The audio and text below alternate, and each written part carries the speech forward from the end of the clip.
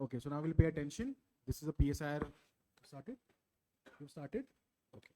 हाँ, so this is a PSIR session specifically. तो doubts आज PSIR oriented रखेंगे जब भी आपके doubts जो भी होंगे. First we'll listen to whatever sir has to tell. He'll explain the strategy, whatever he has used, whatever he has done in detail. कितने बच्चे इस बार मेंस के लिए होपफुल हैं? Awesome, awesome, awesome, awesome, awesome. बहुत ही बढ़िया, बहुत ही बढ़िया. Then there will be a lot of means writing students. तो आपके डाउट प्लीज बहुत स्पेसिफिक रखिएगा, है ना? जो भी आपके डाउट्स है अगले 80 डेज में, what can you do? You will refer to that. All right? Voice is okay? Alok? Yeah, perfect. Now it's perfect. मेरे को भी सुनाई दे रही है वापस. So it's perfect now. All right. तो शुरू करें. All right. So with the applause, we'll call on stage Director Instruction Bhatia sir. And will, though he is like a younger brother to me, but we'll still welcome him with the sapling.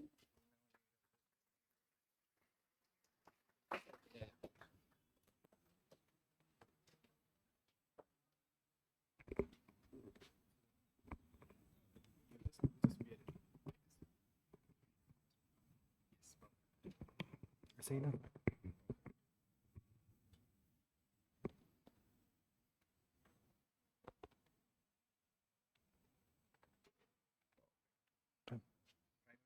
Hello hello, Audible?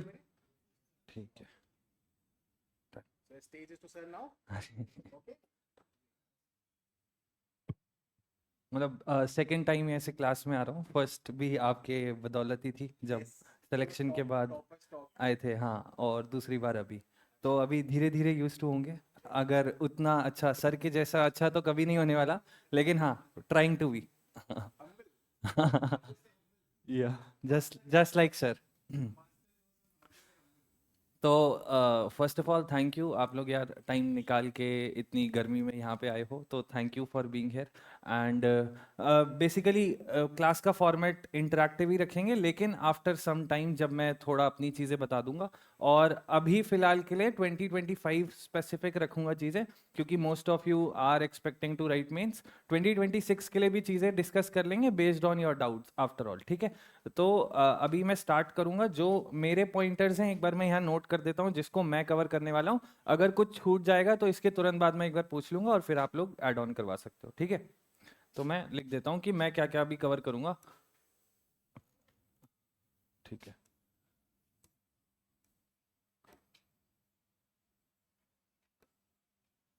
Writing अगर थोड़ी नहीं समझ में आए तो please tolerate कर लेना.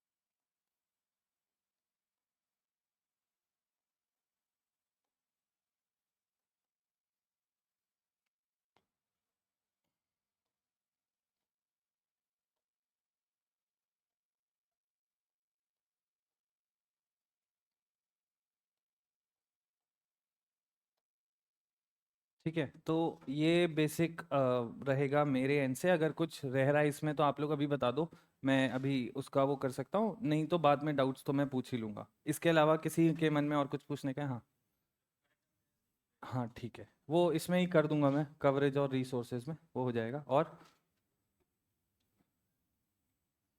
Anything else इसके अलावा? ठीक है. ये इसी से कॉम्प्रिहेंसिव होने वाला है काफ़ी. बाकी तो मैं बाद में डाउट्स ले लूँगा. ठीक है. तो इसमें पेज ऐड ऑन होता है या हटाना पड़ेगा? ठीक है. तो स्टार्ट करते हैं बेसिकली सिलेबस और रिसोर्सेज से.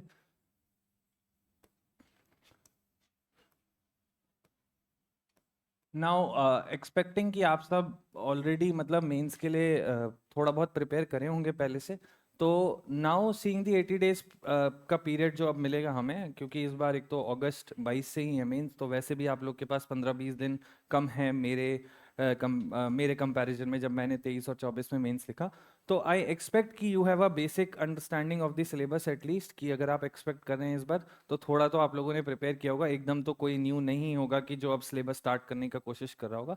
तो एक तो उसको ध्यान में रखते हुए मैं बता देता हूँ कि हमें पता है 2 पेपर्स हैं, उसमें 2 पार्ट्स हैं, और उसका basic 1A 1B 2A and 2B।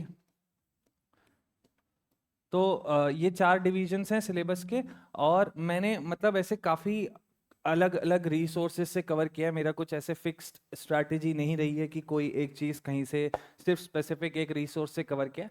तो मैं अपना बता देता हूँ मैंने क्या क्या यूज़ किया है। आप लोगों ने जो अभी तक किया है वो तो रहेगा ही। इफ़ यू फील जो मेरे यूज़ करे हुए रिसोर्सेज से कहीं आपको हेल्प या एड ऑन हो सकता है तो आप अपने हिसाब से कर लेना, ठीक है। मैं अपने बनाए हुए नोट्स भी बता दूंगा कि मैंने एक बेसिक लेवल ऑफ नोट्स बना के उसमें कैसे बाद बाद में ग्रेजुअल एडिशंस किए हैं, क्योंकि उस समय वाला प्रोसेस है। मैं 2022 से अपने ऑप्शनल के नोट्स बना रहा था, 23 में मैंने पहली बार मेंस लिखा था, मतलब 23 वाले अटेम्प्ट में, उसमें पहली बार वो यूज हुए थे। फिर से 24 वाले अटेम्प्ट में मेंस लिखा, उसमें फिर से कुछ वैल्यू एडिशंस हुए हैं। तो इट्स अ ग्रेजुअल प्रोसेस। तो डिपेंडिंग कि आप लोगों में से पहले किसी ने अगर मेंस लिखा है तो उसका आप लोग का पहली बार का एक्सपीरियंस होगा। अगर नहीं है तो जो नोट्स ऑलरेडी प्रिपेयर्ड हैं उसमें बेसिकली हमें वैल्यू एडिशन पे काम करना पड़ेगा, ठीक है। तो 1A में जो मेरा बेसिक रिसोर्स रहा है वो शुभ्रा मैम के नोट्स, ठीक है, ये बहुत पहले पढ़े थे। इससे एक बेसिक फाउंडेशन मेरे नोट्स तैयार हुए थे, ठीक है। उसके बाद फिर इसमें वैल्यू एडिशंस हुए थे, फिर उत्कर्ष द्विवेदी सर के नोट्स से।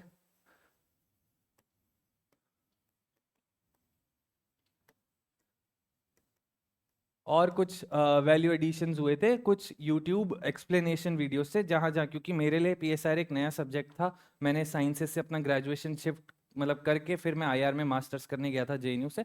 तो मेरे लिए नया सब्जेक्ट था, तो मुझे काफ़ी ज़्यादा ज़रूरत पड़ी थी यूट्यूब से चीज़ों को समझने की। तो आप लोग भी ऐसा कर सकते हैं, किसी को कोई चीज़ अगर प्रॉब्लम होती है, कोई सपोज थिंकर है ना, रेंट का कुछ सब कंसेप्ट नहीं समझ में आ रहा, तो आज तो बहुत तरीके हैं, गूगल कर सकते हैं, यूट्यूब कर सकते हैं, बहुत सारे एक्सप्लेनेशन अच्छे वीडियोस मिल जाएंगे। नो नीड टू गो कहीं पे किसी, ऐसा नहीं है कि कोई एक कोचिंग ही आपको वो समझा पाएगी, ऐसा कुछ भी नहीं है। आप लोग खुद से एआई का यूज करके, आजकल तो बहुत सारे रिसोर्सेज हैं, you just need to make sure कि आपकी वो जो कंसेप्चुअल अंडरस्टैंडिंग है, खासकर 1A जैसे या 2A जैसे एरिया में, क्योंकि यहाँ पे बहुत ज़्यादा थ्योरी, बहुत ज़्यादा स्कॉलर बेस्ड चीज़ें होती हैं, तो उसकी जब तक कंसेप्चुअल अंडरस्टैंडिंग होगी नहीं, आप कोई एक सवाल सही से लिख नहीं पाओगे। एंड सेकेंडली, क्योंकि अभी मैं बताऊंगा कि कैसे आंसर राइटिंग में इन सब चीजों को यूज करना है, तो इन सारी चीजों को जब तक आप समझोगे नहीं कि वो थ्योरी क्या समझाना चाह रही है, वो स्कॉलर कहना क्या चाह रहा है, तो जब उसका एप्लीकेशन करना होगा specifically into the parts of 1B and 2B, जहां पे जरूरत है उसको इंटीग्रेट करने की, वहां आप यूज ही नहीं कर पाओगे, क्योंकि पहले समझना जरूरी है, फिर ही उसका एप्लीकेशन हो पाएगा। क्योंकि ये चेंज मैंने इस बार अपने आंसर राइटिंग स्ट्रैटेजी में किया था कि मैं इंटरसेक्शनली स्कॉलर्स और थ्योरीज को यूज करूंगा, यानी 1A की चीजें कहीं 2B में भी आ सकती हैं। वो तभी आपको समझ में आएगा जब आपने सिलेबस को अच्छे से समझा होगा, वो सारे कंसेप्ट्स क्लियर होंगे, तभी जाके वो कहीं इंटरसेक्शनैलिटी डेवलप हो पाएगी। मैं एग्जांपल देके आगे समझा दूंगा, बट मेरा कहने का ये मतलब है कि you need to be very clear in your conceptual understanding of each and everything. तो use online freely available resources very judiciously for developing this understanding, तभी जाके काम होगा, ठीक है। तो यहाँ पे मैं लिख देता हूँ कि कहीं कहीं मैंने यूट्यूब एक्सप्लेनेशंस भी यूज़ किए हैं। बाकी मेरा कोई ऐसे मैम की कोचिंग से या वैसे कभी कोर्स में किसी में भी एसोसिएशन नहीं रहा है, ना क्रैश कोर्स में, ना उनके फॉर्मल कोचिंग में। I just used her notes, bought it from market and prepared my foundation from the same notes, ठीक है। तो एक ये हो गया। फिर 1B पार्ट में मतलब मैम के नोट्स का थोड़ा मैंने कम यूज़ किया था, क्योंकि मुझे लगा कि मेरे पास अपडेटेड नहीं थे और उसमें कुछ कुछ लैकिंग्स थी। तो बेसिकली 1B के लिए मैंने ओनली आईएएस के नोट्स उस टाइम आए थे, जस्ट रिलीज ही हुए थे, टेलीग्राम पे फ्रीली अवेलेबल थे, प्लस मैम के नोट्स, प्लस एक हैं टॉपर रहे हैं अरविंद शाह सर, उनके नोट्स फ्रीली अवेलेबल हैं टेलीग्राम चैनल पे उनके, अरविंद शाह सर नोट्स, और साथ में उत्कर्ष द्विवेदी। तो ये सारी कॉम्प्लीमेंट्री चीजें चलती थी, बट मैं ये बता रहा हूँ कि ये रिसोर्स मेरे लिए यहाँ पे ज्यादा प्राइमरी हो गया था कंपेयर टू दिस, ठीक है, 1B के लिए, क्योंकि वो ज्यादा अपडेटेड थे। 2A के लिए अगेन मैम के notes were the primary thing. फिर कुछ कुछ यूट्यूब चैनल से मैंने अगेन एक्सप्लेनेशन वीडियोस देखी थी। क्योंकि मैं उस टाइम जेआरएफ की तैयारी भी कर रहा था सेम सब्जेक्ट में, पॉलिटिकल साइंस में, तो वो मैंने इंटीग्रेटेडली करी थी। फिर से उत्कर्ष द्विवेदी सर नोट्स, तो अ वेरी इंटीग्रेटेड स्ट्रैटेजी, और कहीं ना कहीं अरविंद शाह सर के भी नोट्स अगेन यूज हुए ही थे यहाँ पे। ठीक है, और 2B में completely this is a dynamic portion, तो मैम के नोट्स इसमें मैंने कहीं यूज़ ही नहीं किए थे। बेसिकली ज़्यादातर तो सर के, उत्कर्ष द्विवेदी सर के नोट्स से यहाँ पे कवर हुआ था, बहुत अच्छे उनके नोट्स बने हुए हैं। ठीक है, उसके बाद फिर 2024 वाले अटेम्प्ट में कॉन करके प्रोग्राम में मैं था जुड़ा हुआ। सर उस टाइम टेलीग्राम पे लेते थे, तब ये ऑफलाइन नहीं हुआ था, जो आप लोगों को मौका मिल रहा है यहाँ के पढ़ने का, हमारे पास नहीं था, but still it was equally beneficial. तो जो हमने GS2 के इंटरनेशनल रिलेशंस का, करंट अफेयर्स का डॉक्यूमेंट सर ने लेक्चर्स दे दे के, और हमारे साथ जो लोग उसमें ग्रुप में थे उन्होंने बनाया था, तो उससे मैंने इसको इंटीग्रेट करके, तो मैं यहाँ साफ साफ लिख सकता हूँ कि कॉन करके IR के notes were helpful even there here also, क्योंकि वो पॉइंटेड नोट्स थे बहुत। आज भी शायद वो PDF अवेलेबल होगा कहीं ना कहीं, एंड इट्स मतलब ऐसे गोल्ड लेवल PDF जो क्रिएट हुआ था खासकर इंटरनेशनल रिलेशंस के लिए, सारे बायलेटरल रिलेशन, सारे इंटरनेशनल ऑर्गेनाइजेशंस के नोट्स। तो basically this was integrated to form my strategy for 2B। तो दीज मतलब ये ओवर द लास्ट 2-2.5 साल की जो मेहनत थी वो ये यहाँ पे लिखी हुई है। मैं एक एग्जाम्पल बता देता हूँ, अभी अपने नोट्स एक बार दिखाऊंगा इनको कि मैंने कैसे तैयार किए थे, फिर आगे बढ़ेंगे। ठीक है, और ये आगे कैसे होगा? अच्छा एक ही है, मतलब नेक्स्ट पेज ऐसे ही होता रहेगा। ठीक है, ठीक है, तो यहाँ पे डेट भी डली हुई है 26 अगस्त, आई थिंक ये 2022 का ही है। तो दिस स्टार्ट्स फ्रॉम सोक्रेटिस। अब मैं एक बार नोट मेकिंग आने से पहले ये आपको सैंपल जरूर दिखा रहा हूँ, लेकिन बता देता हूँ कि ये कितनी रीडिंग्स के बाद तैयार हुए थे। लाइक मैंने बताया कि मैम के नोट से मैंने स्टार्ट किया था, और उसी से ही अपने कंसेप्चुअल अंडरस्टैंडिंग को डेवलप करना शुरू किया था। तो it was a new subject to me, तो आई थिंक मैंने कम से कम 5-6 बार उन नोट्स की रीडिंग करी होगी, और उसके बाद ही मैं नोट मेकिंग पे शिफ्ट हुआ था। ठीक है, तो मैं ये एक्सपेक्ट करता हूँ कि आप लोग ऑलरेडी काम करके बैठे होंगे, क्योंकि आप लोग इस बार मेंस लिख रहे हैं। अब वो करने का आपके पास आइडिया, मतलब टाइम नहीं है। If you haven't developed your conceptual understanding तो थोड़ा मुश्किल होने वाला है, बट अगर आपको कंसेप्ट क्लियर है चीज़ों के, और थोड़ी बहुत लैकिंग्स हैं, तो वो भी कवर हो जाएंगी। और एकदम ही अगर 0% अभी नोट मेकिंग पे है PSIR को लेके, तो आई डोंट थिंक कि आपको अभी नोट मेकिंग को प्रायोरिटी में लेना चाहिए, कंसीडरिंग अभी वाले मेंस को लेके। क्योंकि अगले 80 दिन में अगर आप सिर्फ अगले 40-50 दिन नोट मेकिंग में गवा देंगे, तो यू वुड बी मतलब आप रेस में पीछे छूट जाएंगे बाकी लोगों के कंपैरिजन में। तो मैं एक सिर्फ केस की ऐसे डीलिस्टिंग कर रहा हूँ कि अगर आप लोगों ने नोट मेकिंग पे बिल्कुल भी काम नहीं किया, तो आप ना ही करें तो ज़्यादा ठीक है। मेरे नोट्स भी मैं अपने टेलीग्राम चैनल पे डालूंगा। उत्कर्ष द्विवेदी सर के नोट्स फ्रीली अवेलेबल हैं। Swati Sharma ma'am last year 2023 की 17th रैंक, उनके नोट्स बहुत अच्छे हैं। तो इन सारे नोट्स को, अरविंद शाह सर के notes again very good quality notes, very pin pointers, लेकिन ये सब यूज़ तभी हो पाएंगे जब आपकी कंसेप्ट क्लियर होंगे। तो ये शॉर्टकट्स तो हैं, और अभी के लिए ज़रूरी भी वही है।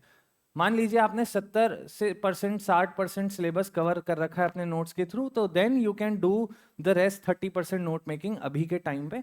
बट अगर बिल्कुल भी स्टार्ट नहीं किया नोट मेकिंग, तो just pick these up, try to develop an understanding and start working on your PYQs।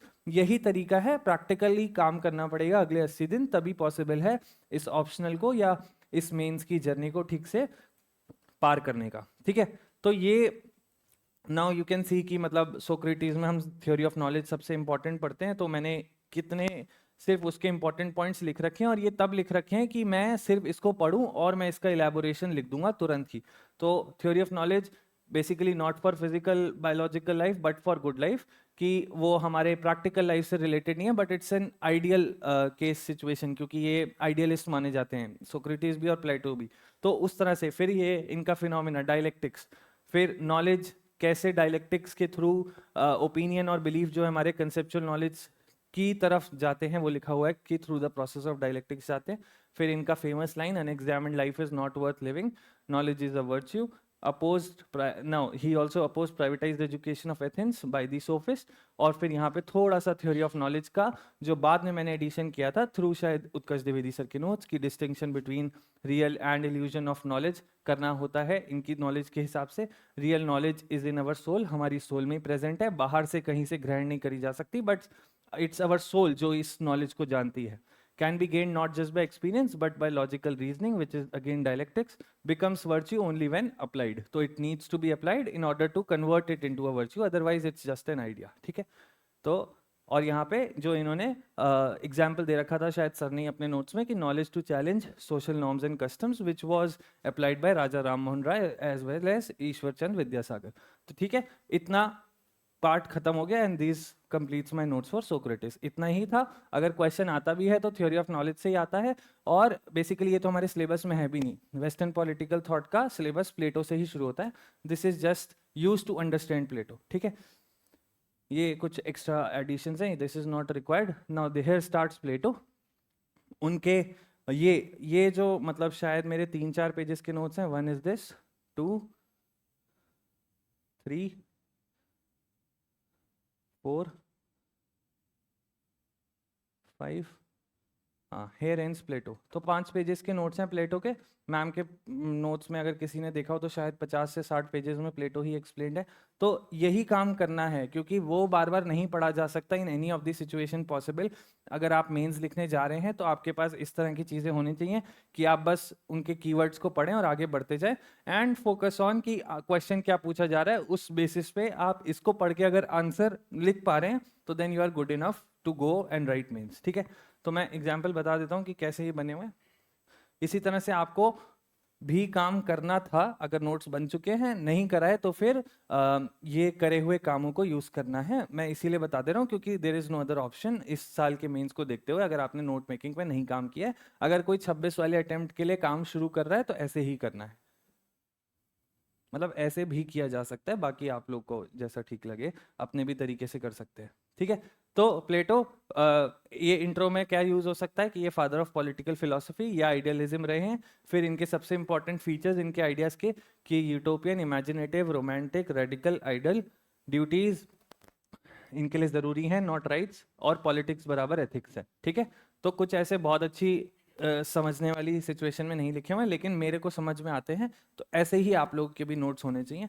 ठीक है, फिर कंसर्न्स ऑफ प्लेटो क्या थे कि कंडीशंस ऑफ एथेंस जो कि स्पार्टा से हार गया था वॉर में, वो किस वजह से हारा था? Because rich people were ignorant for the poor. ठीक है, they were running behind money and power which led to corruption, because these resources are limited, that led to conflicts, that led to corruption, that made Athens vulnerable to internal and external threats। ठीक है, पूरी theory जो ma'am ने शायद 3 pages में समझाई होगी, यहाँ पे ये पूरी ऐसे चार्ट वे में समराइज्ड है। ठीक है, फिर sophist education system was going on. यहाँ पे सोफिस्ट का एजुकेशन सिस्टम लगाया जा रहा था which was money and power oriented. ठीक है, और मतलब ये what is and what ought to be का जो डिफरेंशिएशन है वो यहाँ पे लिखा हुआ है। तो बेसिकली जो फॉलो हो रहा था वो ये था, एंड प्लेटो वांटेड कि व्हाट ऑट टू बी पे फोकस होना चाहिए because he was an idealist. ठीक है, फिर अगेन इनइक्वालिटी प्रिंसिपल इनका कि मिथ ऑफ मेटल्स भी जिसको बोलते हैं, सोल 3 पार्ट्स में डिवाइडेड। सी यू कैन, यहाँ पे अगर मैं ऐसे समझाता जाऊँ तो ऐसे मतलब एक्सप्लेन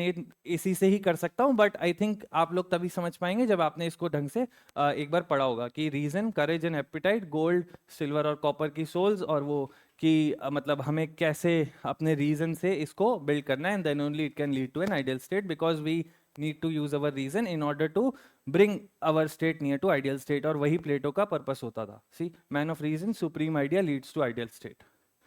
और मेरे ऐसे 1, 2, 3 ऐसे पोर्शंस में नोट्स हैं, तो पहले ये लाइन खत्म होगी फिर इस पे आएंगे। Theory of idea, reality different, मतलब मैटर डिफरेंट है आइडिया से, based on theory of knowledge, uses allegory of caves to differentiate between true knowledge and its illusion, reality is the shadow of idea। सारे ideas लिखे हुए हैं लेकिन समझ में तब आएंगे जब पहले से समझा हुआ होगा। ठीक है, ideal is real, what is considered real is just it's illusion. आप सबको जिसने प्लेटो पढ़ा होगा, एलिगरी ऑफ केव्स का आइडिया पता होगा कि जो लोग वहां पे बंद थे वो बस आग की शैडो को समझ रहे थे कि that is real fire, but कोई बाहर जाके और फिर वो वापस इग्नोरेंस में आने के लिए पसंद करता है क्योंकि वो उसको लग रहा था कि वो जो बाहर असली आग थी वो नकली थी बट अंदर वाली असली थी। तो that is how man lives in ignorance, और वही प्लेटो समझाना चाह रहे थे। ठीक है, फिर ये बात रूलिंग क्लास का जो इंटरेस्ट होना चाहिए वो इंटरेस्ट ऑफ बीइंग रूल्ड के बराबर होना चाहिए, और ये कौटिल्य और जवाहरलाल नेहरू भी बाद में इसको फॉलो करते हैं, इसलिए यहाँ पे जस्ट इसको एक रेफरेंसिंग बना के यहाँ पे मैंने लिखा हुआ है, ठीक है। तो बेसिकली मेरा यहाँ पे ये दिखाने का आइडिया ही वही है कि इस तरह से ही हमें काम करना है। फिर ये जस्टिस पे आ गया, इसमें भी इसके सारे इंपॉर्टेंट चीज़ें लिखी होंगी। तो और ये देखो, ये बाद में जो दूसरे पेन से है, ये एडिशंस हैं थ्रू शायद उत्कर्ष द्विवेदी सर के नोट्स, कि ये पहले फेमिनिस्ट भी थे और क्यों थे वो भी बताया हुआ है। तो लगातार इन नोट्स में एडिशंस हुए हैं। सी ये यहाँ पे जो ग्रीन पेन से लिखा है दिस इज एन एडिशन, ये जो ब्लू अलग इंक से है दिस इज एन एडिशन, और ये मेरे प्राइमरी नोट्स है, ठीक है। तो ये सी एंड ये पूरे western political thought, Indian political thought और पॉलिटिकल थ्योरी के नोट्स हैं लास्ट तक। Everything is explained but in a short way, ताकि आराम से रिवाइज हो पाए। इवैल्यूएशन ऑफ प्लेटो कि किसने क्या क्या बोला है, ये सब मैम की नोट्स में भी हैं, बाकी जगहों पे भी है। वाइट हेड ने क्या बोला है, राजीव भार्गव ने क्या बोला है, लेविंसन ने इस पे क्या बोला है, and here ends the Plato's notes, और फिर शुरू हो जाता है एरिस्टोटल, ठीक है। तो this is the way you need to work upon. अब ये बहुत टाइम लगा था, मतलब ये लगभग 1-1.5 साल के बने हुए ग्रेजुअली नोट्स हैं। अगर वही सेम बात कि नोट्स तैयार हैं तो उन पे ही डिपेंड रहना है, इन सब चीज़ों से वैल्यू ऐड कर सकते हैं। अगर नहीं तैयार हैं तो इन्हीं कोई प्राइमरी नोट्स यूज़ करके आगे करना है, ठीक है। समझ में आया कैसे नोट मेकिंग पे काम करना है। एंड वो वाली बात की, at least read your primary resource 4 to 5 times before coming on to starting on to make your notes, क्योंकि फिर एक तो सारी अनइम्पॉर्टेंट चीज़ें भी आपके नोट्स में एंटर कर जाएंगी, और दूसरा मल्टीपल रीडिंग से ही आपकी समझ बढ़ेगी। तो फिर ही सबसे इंपॉर्टेंट चीज़ें जो इसमें लिखी जाएंगी उसको आप बाद में एक्सपैंड करके अपने आंसर्स बना सकते हो, ठीक है। तो दोनों पर्पस हैं, बार बार पढ़ने के और फिर फाइनली नोट मेकिंग पे मूव करने के, ठीक है। तो मैं एक बार ऐसे स्क्रॉल कर देता हूँ just to give you an idea. वैसे तो हो गया होगा, लेकिन फिर भी जस्ट फॉर योर सेटिस्फैक्शन कि इसमें सारे चीज़ें हैं। ये एरिस्टोटल चल रहा है, फिर ये हॉब्स शुरू हो गया है। 2 पेजेस में हॉब्स शायद ख़त्म है, उसके बाद लॉक है, हाँ ये जॉन लॉक आ गया, फिर Rousseau, Bentham, John Stuart Mill, Mill ही चल रहा है, फिर मार्क्स हैं। मार्क्स थोड़ा एक्सटेंसिव है, इनमें बहुत सारी चीज़ें हैं क्योंकि 5-6 पेजेस में है ये। लेनिन, माओ सब है इसमें, ठीक है। और हना अरेंट और मैकियावेली इन नोट्स में नहीं है, वो मैं अलग से डाल दूंगा, इसमें नहीं है ग्राम्स की। And here ends this and then starts Indian political thought, ठीक है। तो सी हाउ कंसाइज, मतलब इससे भी कंसाइज हो सकते हैं नोट्स, मेरे परफेक्ट तो नहीं है but I have tried to make it as concise as possible, क्योंकि बाद में रिवीजन में प्रॉब्लम ना हो। दिस इज द नोट्स जो यूज होने चाहिए while you are preparing for mains, ठीक है। मतलब वो 80 दिन के दौरान फिर आपको प्राइमरी रिसोर्स बार बार ना रेफर करना पड़े, इसलिए ये नोट्स हैं। और एक और मैं अभी वो डायरी मंगवा लूंगा, मैं लाया हूँ उसको। वो मैंने नोट्स बनाए थे जब मुझे फाइनली मेरा ऑप्शनल का पेपर लिखने जाना था इस बार 2024 के लिए। यू नो जीएस और ऑप्शनल के बीच में 5 दिन मिलते हैं, गैप मिलता है। तो इन सारे नोट्स से रिवाइज करता था, और उस डायरी में बस इंपॉर्टेंट कीवर्ड्स स्क्रिबल करता था मैं, कि वो मतलब ऐसे लगातार एक तो चीज़ें दिमाग में रहेंगी उस स्क्रिबलिंग से, और दूसरा वो रिवीजन होगा just before when I am out of the centre, या मैं रास्ते में जा रहा हूँ, तो खाली वो कीवर्ड्स दिमाग में रह जाएं और जब क्वेश्चन पूछा जाए तो वो चीज़ मैं उसमें डिलीवर कर पाऊँ, इसलिए वो बनने ज़रूरी हैं। उसको भी मैं ऐसे स्कैन करवा के अगली बार आप लोग को दिखवा दूंगा। मैं लाया हूँ डायरी बट वो अभी स्कैन नहीं है, तो इसीलिए। But these are my primary and जो भी मतलब हर लेवल के नोट्स यही हैं, फाइनल नोट्स, जिनसे मैं तैयारी करके गया हूँ मेरे दोनों मेंस में, with some value additions every time done, ठीक है। सी यहाँ पे सारी ही चीज़ें हैं, मतलब जो ज़रूरी होनी चाहिए वो हर चीज़ इसमें मेंशन्ड है, ऐसा नहीं है कि इसमें कुछ मिसिंग है। बट अगेन जो एक्सप्लेनेशंस हैं हर चीज़ के वो मैंने हटा दिए हैं, क्योंकि वो अब मैं चीज़ों को समझ चुका हूँ, अब मैं सेल्फ एक्सप्लेन कर सकता हूँ। सी ये बाद में एडिशंस हैं, जैसे मंडल थ्योरी का कहाँ पे वो हो पाता है, एप्लीकेशन हो पाता है, India, then comes this South Asian part के हमारे नेबर्स, फिर मिडिल ईस्ट और USA plus EU based on the Mandal theory जो कौटिल्य ने दी है। ये शायद उत्कर्ष द्विवेदी सर के नोट्स में सारी चीज़ें थी जो मैंने यहाँ पे बाद में ऐड करी हैं, ठीक है। करंट रेलिवेंस ऑल्सो कि Pakistan is our enemy, China contingent enemy and competitor, फिर अगेंस्ट करप्शन, क्या क्या कहाँ पे उनके नोट्स में अच्छा था वो मैंने इसमें ऐड कर लिया। सर सैयद अहमद खान और उबिंदो, देन गांधी, फिर एम एन रॉय। तो मतलब everything covered, Ambedkar, additions done. और ये सब जो मतलब हाईलाइटेड चीज़ें, ये लगातार रिविजन्स के टाइम पे जब जब वो हाईलाइट होती थी उस चीज़ के मार्क्स हैं वो।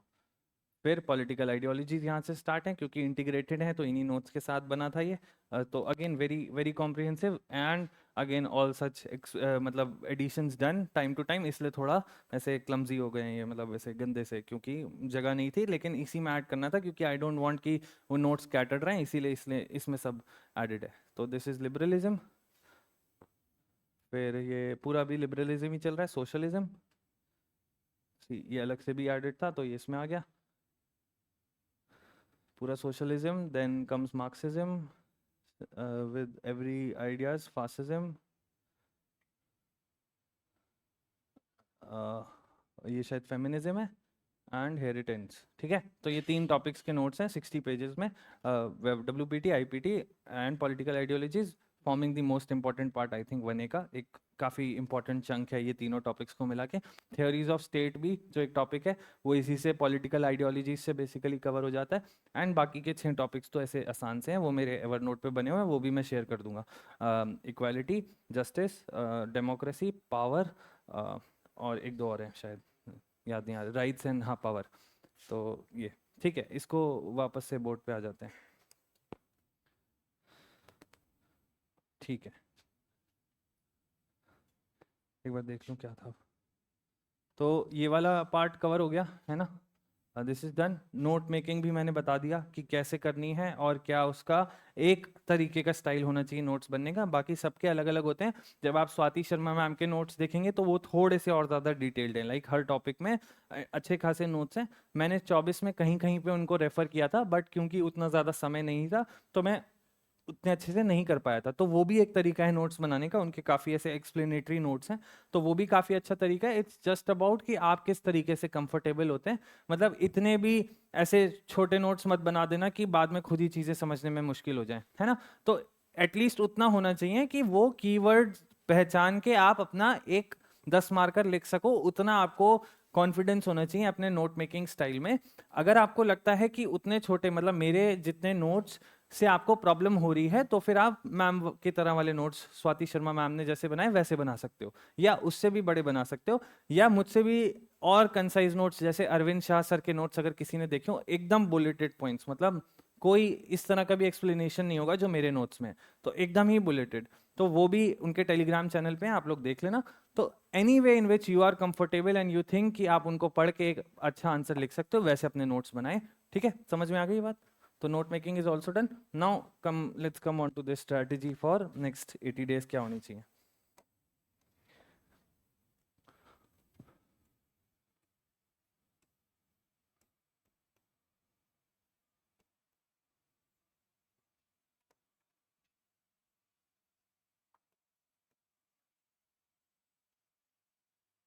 आज 3rd हो गई है, अब तो शायद 79 ही बचे होंगे, है ना। मतलब आज से अगर हैं 78 भाई साहब। तो मतलब ये बहुत ऐसे वो वाली सिचुएशन तो है ही, अगर हाँ भाई ये 80 भी कम है, 75 कहाँ से तैयारी हो जाएगी।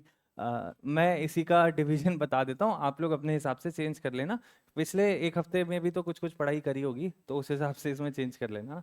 ठीक है, तो बेसिकली मैं अगर इस टाइम पे होता, मतलब ये बड़ा ही आइडियल डिवीजन जो मैं बताने जा रहा हूँ वो होगा, लेकिन अगर मैं इस सिचुएशन में होता, मैं इस बार मेंस लिख रहा होता और ये 80 दिन होते मेरे पास, तो मैं कुछ इस तरह से अपनी तैयारी को प्लान करके आगे चलता, वो मैं बता देता हूँ।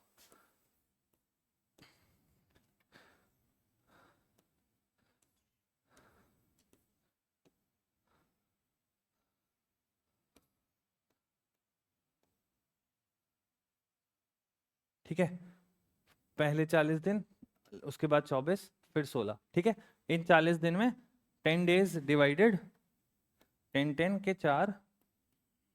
ठीक है, इन 10 में एक 1 GS प्लस ऑप्शनल का एक पार्ट यानी 1A, या जो भी आपको कवर करना है।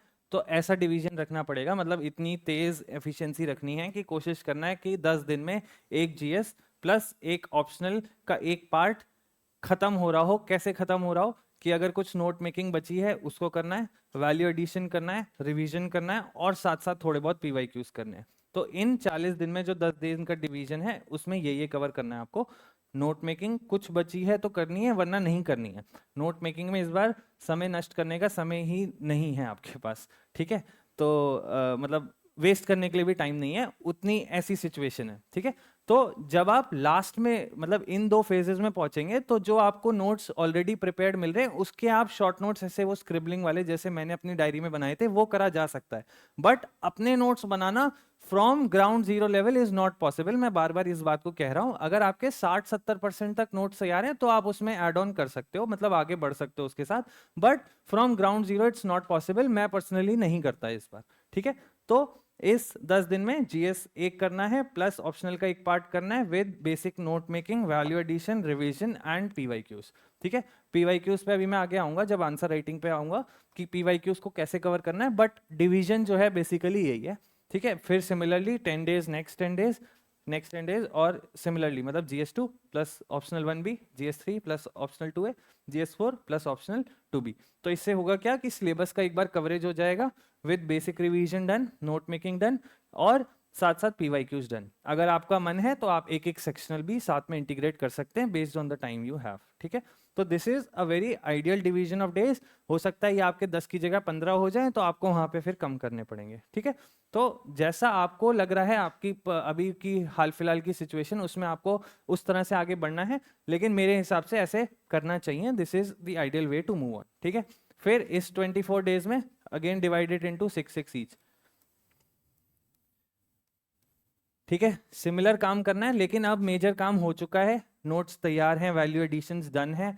करंट अफेयर्स अगर बचा है तो नेक्स्ट पोर्शन में कर सकते हैं उसको कवर। अगर हो गया है मतलब वैल्यू एडिशंस का ही काम करंट अफेयर्स से होगा। वैल्यू एडिशंस का बेसिकली मतलब होता है कि अगर आपके नोट्स ऑलरेडी प्रिपेयर्ड हैं तो आप उसमें चीजें ऐड कर रहे हैं through the resources you have chosen yourself for this time, ठीक है। चाहे वो टॉपर्स के नोट्स हैं, चाहे वो करंट अफेयर्स के कुछ कंपाइलेशंस हैं, चाहे वो टेलीग्राम पे अवेलेबल जो पीडीएफ्स आते हैं कि ये सुप्रीम कोर्ट जजमेंट का पीडीएफ है, ये डेटा का पीडीएफ है, तो वो सारे वैल्यू एडिशंस की मैं बात कर रहा हूँ। एंड मैं ये रिकमेंड करूंगा पर्सनली कि उनको पढ़ पढ़ के छोड़े मत। कोशिश करें जहां जहां आपके नोट्स में वो सारी सेक्शंस हैं उसमें उनको वहीं पे ऐड कर लें, क्योंकि बाद में उनको एक बार से उठाना और वापस से रिवाइज करना थोड़ा सा मुश्किल हो जाता है।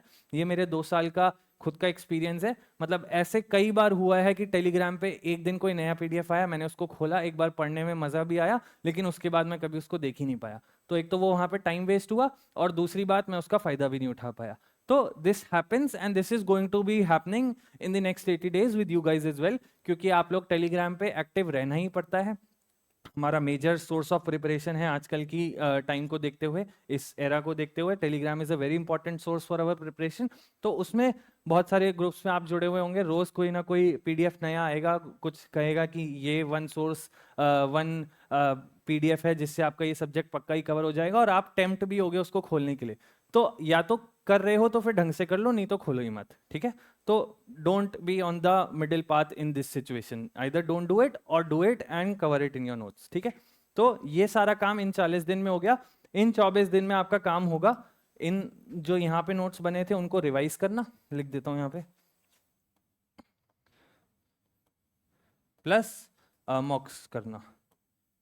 अगर पीवाईक्यूज बचे हैं अभी भी तो थोड़ा थोड़ा उनको भी कर सकते हैं। पीवाईक्यूज का करने का मेरा मतलब ये नहीं है कि एक एक पीवाईक्यू को लिखना है, बेसिकली थीम एनालाइज करनी है कि कौन सा एरिया ज़्यादा इंपॉर्टेंट है, कौन सी थीम से ज़्यादा पूछे जा रहे हैं। और अगर थोड़ा बहुत लिखने का टाइम मिल रहा है, मतलब लिखना ज़रूरी है, अगर अभी तक पीवाईक्यूज नहीं लिखे हैं तो मैं रिक्वेस्ट करूंगा कि प्लीज़ लिख लें थोड़े बहुत। मैंने मेरे दोनों ही मेंस में ये मिस्टेक करी थी कि मैंने मतलब प्रीलिम्स से पहले वाले समय में जब हम मेंस को टाइम देते हैं, यानी दिसंबर तक का जो टाइम होता है, जुलाई से दिसंबर तक का, उसमें यूजुअली हमें पीवाईक्यूज लिखने चाहिए, बट मैंने नहीं लिखे थे। वही इनर्शिया, डर लगता है कि अभी तो सिलेबस कवर्ड नहीं है। बट आई वुड से कि प्लीज अगर अभी तक पीवाईक्यूज नहीं लिखे हैं तो थोड़े बहुत लिख लीजिए।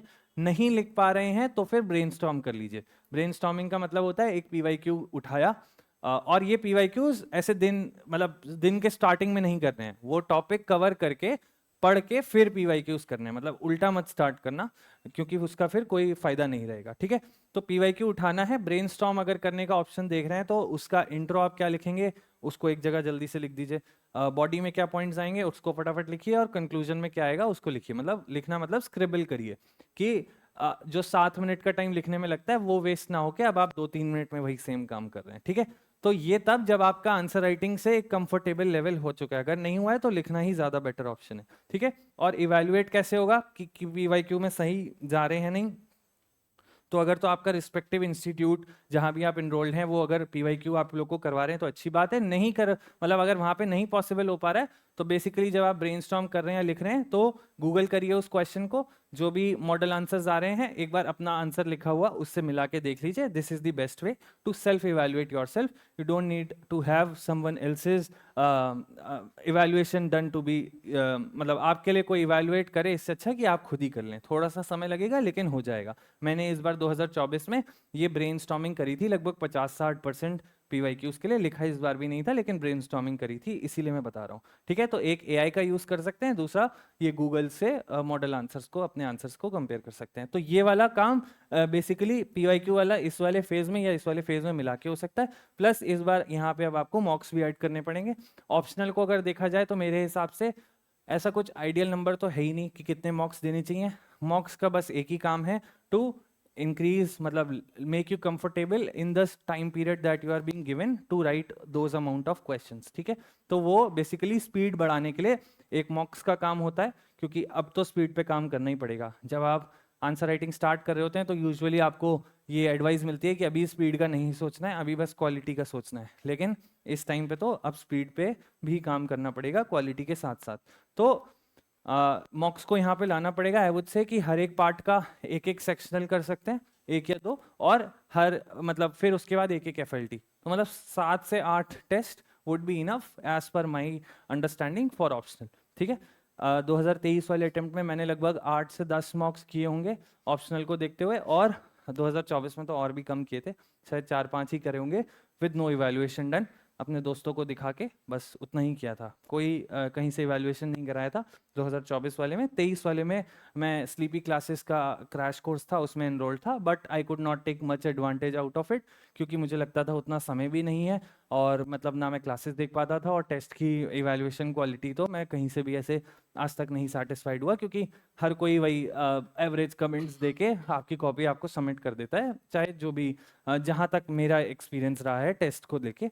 इसीलिए कुछ मैं वो करता हूँ, but it's important in this phase to write test, क्योंकि अगेन मैंने आपको बता दिया आपके नॉलेज का टेस्ट ऐसे ही होगा कि आपका अंडरस्टैंडिंग डेवलप हुआ है या नहीं, और दूसरा योर स्पीड मैटर्स हियर। तो वो सारा काम मॉक से होगा, ठीक है। लास्ट 16 डेज में 4 डेज तो आपके जाएंगे वो सिमुलेशन में, वो तो सबको ही करेंगे ही, ठीक है। यहाँ पे भी सर अपने प्लान में भी करवाएंगे ही, मुझे पता है, क्योंकि मैंने पर्सनली उसको देखा था कॉन्कर का प्लान बनते टाइम। तो मुझे, और वो ज़रूरी भी है, मतलब आप सिमुलेशन का मतलब समझ रहे हैं ना, जो आप 1 हफ्ते बाद मेंस में करने जा रहे हैं वो आप एक बार घर पे या टेस्ट सेंटर पे आके करके जाएं। फ्राइडे को एसए, सैटरडे को 2 टेस्ट, जीए संडे को अगेन 2 जीएस, प्लस किसी एक और दिन ऑप्शनल भी, ठीक है। तो 4 डेज तो उसमें चले जाएंगे। देन द नेक्स्ट 12 डेज ये आपके हैं। अब इसमें आपको जो भी प्लान करना है बेसिकली रिवीजन ही करना है, इसमें और कुछ अब आंसर राइटिंग जैसा काम बचा नहीं है। जो अभी तक पीवाईक्यूज करे हैं उसका रिवीजन, जो आपने अभी तक नोट्स बनाए हैं उसका रिवीजन, और कुछ उन 12 दिन में नहीं पढ़ना चाहिए, ठीक है।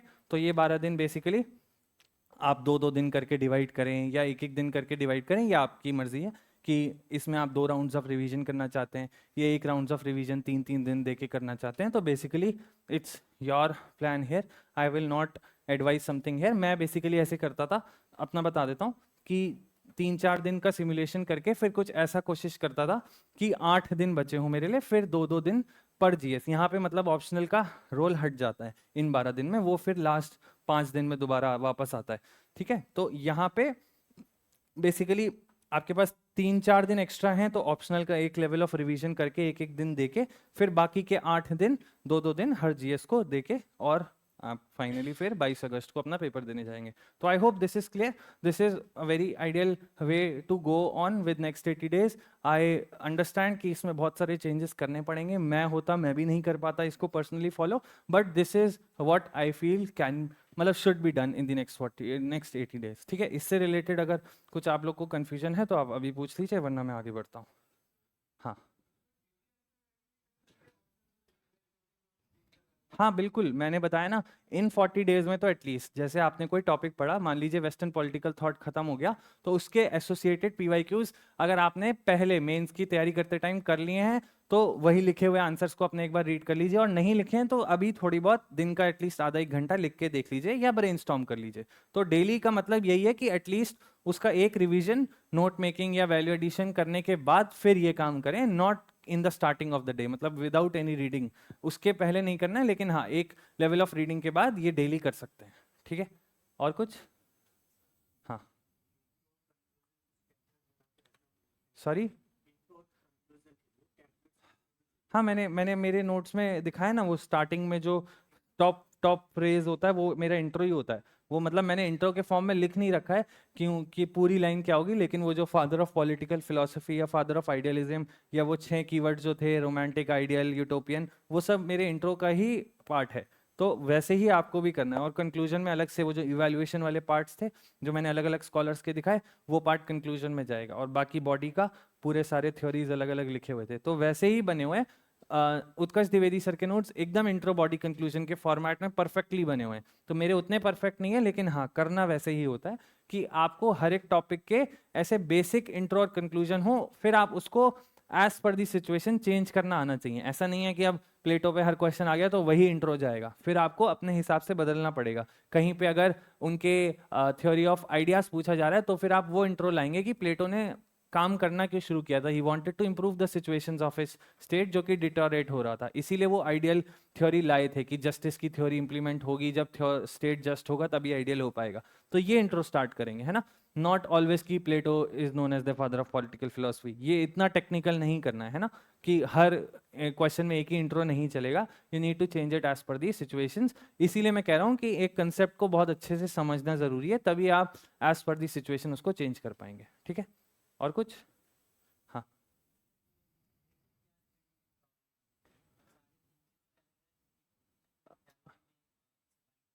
हाँ यार, मतलब जितने स्कॉलर्स याद रह रहे हैं उनको रखो, नहीं तो अपना क्रिटिक दे दो ना, मतलब you also understand the scholar well ना, तो आपके हिसाब से उसमें क्या प्रॉब्लम है। आप एक ये बड़ी इंपॉर्टेंट चीज़ है इस चीज़ को समझना, मतलब जो मैंने समझी है स्पेशली फॉर पीएसआर, कि जब आप पीएसआर का एक आंसर लिख रहे हो तो वो आपसे स्कॉलर्स का आइडियाज नहीं पूछ रहे हैं। जब आपसे प्लेटो का थ्योरी ऑफ आइडियाज पूछा है तो थ्योरी ऑफ आइडियाज से आप भी क्या समझे वो भी उस आंसर में जाना चाहिए। मतलब थ्योरी ऑफ आइडियाज को एक्सप्लेन करते हुए फिर आपकी क्या अंडरस्टैंडिंग है कि वो क्या आज के समय में कहीं दिखता है, या आज के समय में होता तो उससे क्या प्रॉब्लम्स क्रिएट हो जाती। मतलब उतना अगर हम आइडियल बनाने की कोशिश करते हैं, लेकिन आज का जो प्रैक्टिकल है वो उस आइडियलिज्म के थोड़े हमें करीब ले जाना पड़ेगा to resolve the issues that we are facing today. तो ये आपके एनालिसिस है, तो यही तो क्रिटिसिज्म भी है ना उस थ्योरिस्ट का। तो जरूरी नहीं है कि हर जगह सेबाइन, डनिंग और इन सबको ही लाना है, वो एक तरीका है लिखने का, लेकिन अगर वो नहीं याद है तो आप अपना पर्सपेक्टिव भी दे सकते हो। ठीक है, तो जहां तक याद हो रहा है ठीक है, जहां नहीं हो रहा है try to innovate with yourself also. और बहुत ज़रूरी है अपने आइडियाज़ भी देना। मैं हमेशा ये बात पहले भी बोल चुका हूँ स्पेसिफिकली फॉर पीएसआर, कि 2023 के आंसर्स में मैं अपने आंसर्स यूजुअली ऐसे ही लिखता था। फॉर एग्जांपल पार्ट 2A में थ्योरी ऑफ इंटरनेशनल रिलेशंस है, रियलिज्म लिबरलिज्म जिसमें हम सब पढ़ते हैं, उसमें रियलिज्म में नियो रियलिज्म, क्लासिकल रियलिज्म, ये सब आता है। उसमें मार्गेनथाउ, केनेथ वॉल्स या जो भी मीयरशाइमर, ये सब आते हैं। तो जब हमसे पूछा जाता है कि differentiate between classical and neo liberalism, जब ये सवाल आता है तो हम बेसिकली क्या करेंगे कि क्लासिकल रियलिज्म बता देंगे, उसमें बताए हुए स्कॉलर्स बता देंगे, फिर नियो लिबरलिज्म, उसमें बताए हुए स्कॉलर्स, और आंसर एंड। तो अब यहाँ पे ये सब कोई कर रहा है, लेकिन हमें क्या करना था, हमें अपनी अंडरस्टैंडिंग ऑफ रियलिज्म भी उसमें बतानी थी। आज के ग्लोबल अफेयर्स में हम कहाँ उसका मौजूद होना देख पा रहे हैं वो हमें समझाना था, और फिर वो कैसे सब्सटैंशिएट हो पा रहा है with what scholars like Morgenthau's, Kenneth Waltz and Mearsheimer have said, फिर उनको लेके आना था, ना कि सिर्फ उनके आर्ग्यूमेंट्स को देके अपना आंसर खत्म करना था। तो this you need to understand कि वो सिर्फ आपसे स्कॉलर्स नहीं पूछ रहे हैं, बट आप वहां पे लिखने जा रहे हैं, तो आपका आइडिया आना चाहिए, in specially in a paper like your optional, क्योंकि वो एक एकेडमिक लेवल भी, मतलब वो एक एकेडमिक लेवल का पेपर भी माना जाता है एक सेंस तक, दो हम उसको यूपीएससी के सेंस में देख रहे हैं, लेकिन it's not a general studies paper, it's your optional paper where you are needed to have that understanding, वो डेप्थ अंडरस्टैंडिंग, तो वो आपको लानी पड़ेगी। ठीक है, तो ये I think I have answered your question. और कोई? हाँ जी।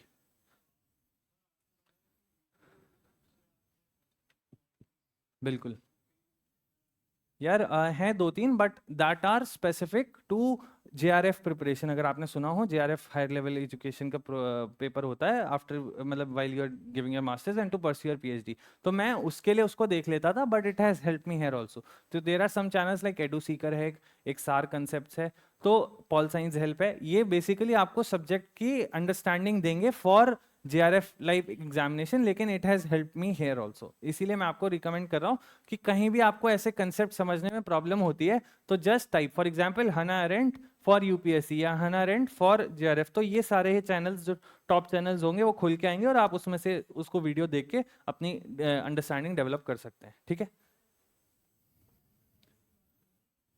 आंसर राइटिंग में अभी मैं आऊंगा। मैं बस इस पे अभी डाउट्स ले रहा था कि इससे रिलेटेड अगर कुछ है तो मैं आंसर राइटिंग पे आ रहा हूँ। इसके बाद I think that is the next we have to discuss. एक बार मैं बता दूं, फिर आप पूछ लेना इससे रिलेटेड और कोई डाउट अभी तक के लिए, या फिर पहले दूसरा जो मैंने बोला। हाँ, 1B यार, मतलब गुड और बैड तो मेरे को नहीं पता। जो मैंने यूज़ किए हैं वो मैंने क्लियरली मेंशन कर दिए हैं। मतलब एक तो 1B और 2B बहुत डायनेमिक सेक्शंस हैं, आप सबको पता है। 1B को आपको करंट अफेयर से मतलब इंटीग्रेट करके पढ़ना पड़ेगा, एंड सिमिलरली फॉर 2B। तो 1B और 2B के लिए एक तो जो आप अपने जीएस बेस्ड करंट अफेयर्स अभी यूज़ करते हो उससे उसको इंटीग्रेट करके चलना है। फॉर एग्जाम्पल 1B के लिए आपने सपोज कोई ईयरली कंपाइल, मतलब GS2 के लिए आपने पॉलिटी और आईआर के लिए कोई ईयरली कंपाइलेशन करंट अफेयर्स का यूज़ किया, तो वहाँ से जो आपको नॉलेज मिली है वो आप यहाँ पे यूज़ करना ही पड़ेगा। जैसे गवर्नर का कोई इशू आ गया न्यूज़ में, तो जब आप governor as a topic for 1B पढ़ रहे हो तो वो वहाँ से आप केस, सुप्रीम कोर्ट का जजमेंट या सुप्रीम कोर्ट का केस यहाँ पे इंटीग्रेट करोगे। तो any resource that you are liking for this plus the static resources that I have mention. ठीक है, अगर अब आप अभी आपने 1B कवर नहीं किया तो आई वुड रिकमेंड कि आप इन सारे नोट्स को देख के अपना काम चलाओ, not going to the those big notes जो हम लोग तैयारी की स्टार्टिंग में पढ़ते हैं। तो जैसे मैंने ओनली आईएएस के नोट्स, जो कि बहुत बड़े हैं, मतलब 200-250 पेजेस के शायद 1B के ही नोट्स होंगे, उनसे अपने नोट्स बनाए हैं। 1B के भी मेरे नोट्स हैं, मैं स्कैन करके डालूंगा अपने टेलीग्राम चैनल पे, वहाँ पे आप देख सकते हैं। बट हाँ, वो सारे प्राइमरी रिसोर्सेज अब यूज़ करना शायद थोड़ी सी प्रॉब्लम होगी, लेकिन इफ़ यू फील कि अगर वो 10 दिन में आप उसको कवर कर सकते हो तो वैसे भी कर सकते हो। ठीक है, तो आई ऑलरेडी लिस्टेड, मतलब यहाँ पे मैंने किया था ना, ये ओनली एस शुभ्रा रंजन, कहीं कहीं जहाँ पे मुझे लगा अरविंद शाह सर के नोट्स और उत्कर्ष द्विवेदी सर के नोट्स, यही मेरे रिसोर्सेज हैं 1B के, plus integration with current affairs.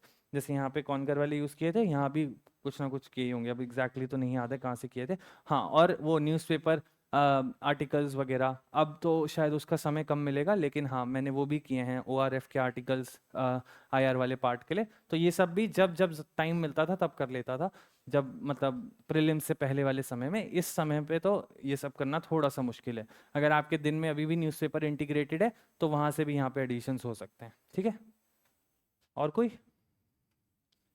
आगे बढ़े? ठीक है, हाँ, नेक्स्ट आंसर राइटिंग और टेस्ट सीरीज ही है।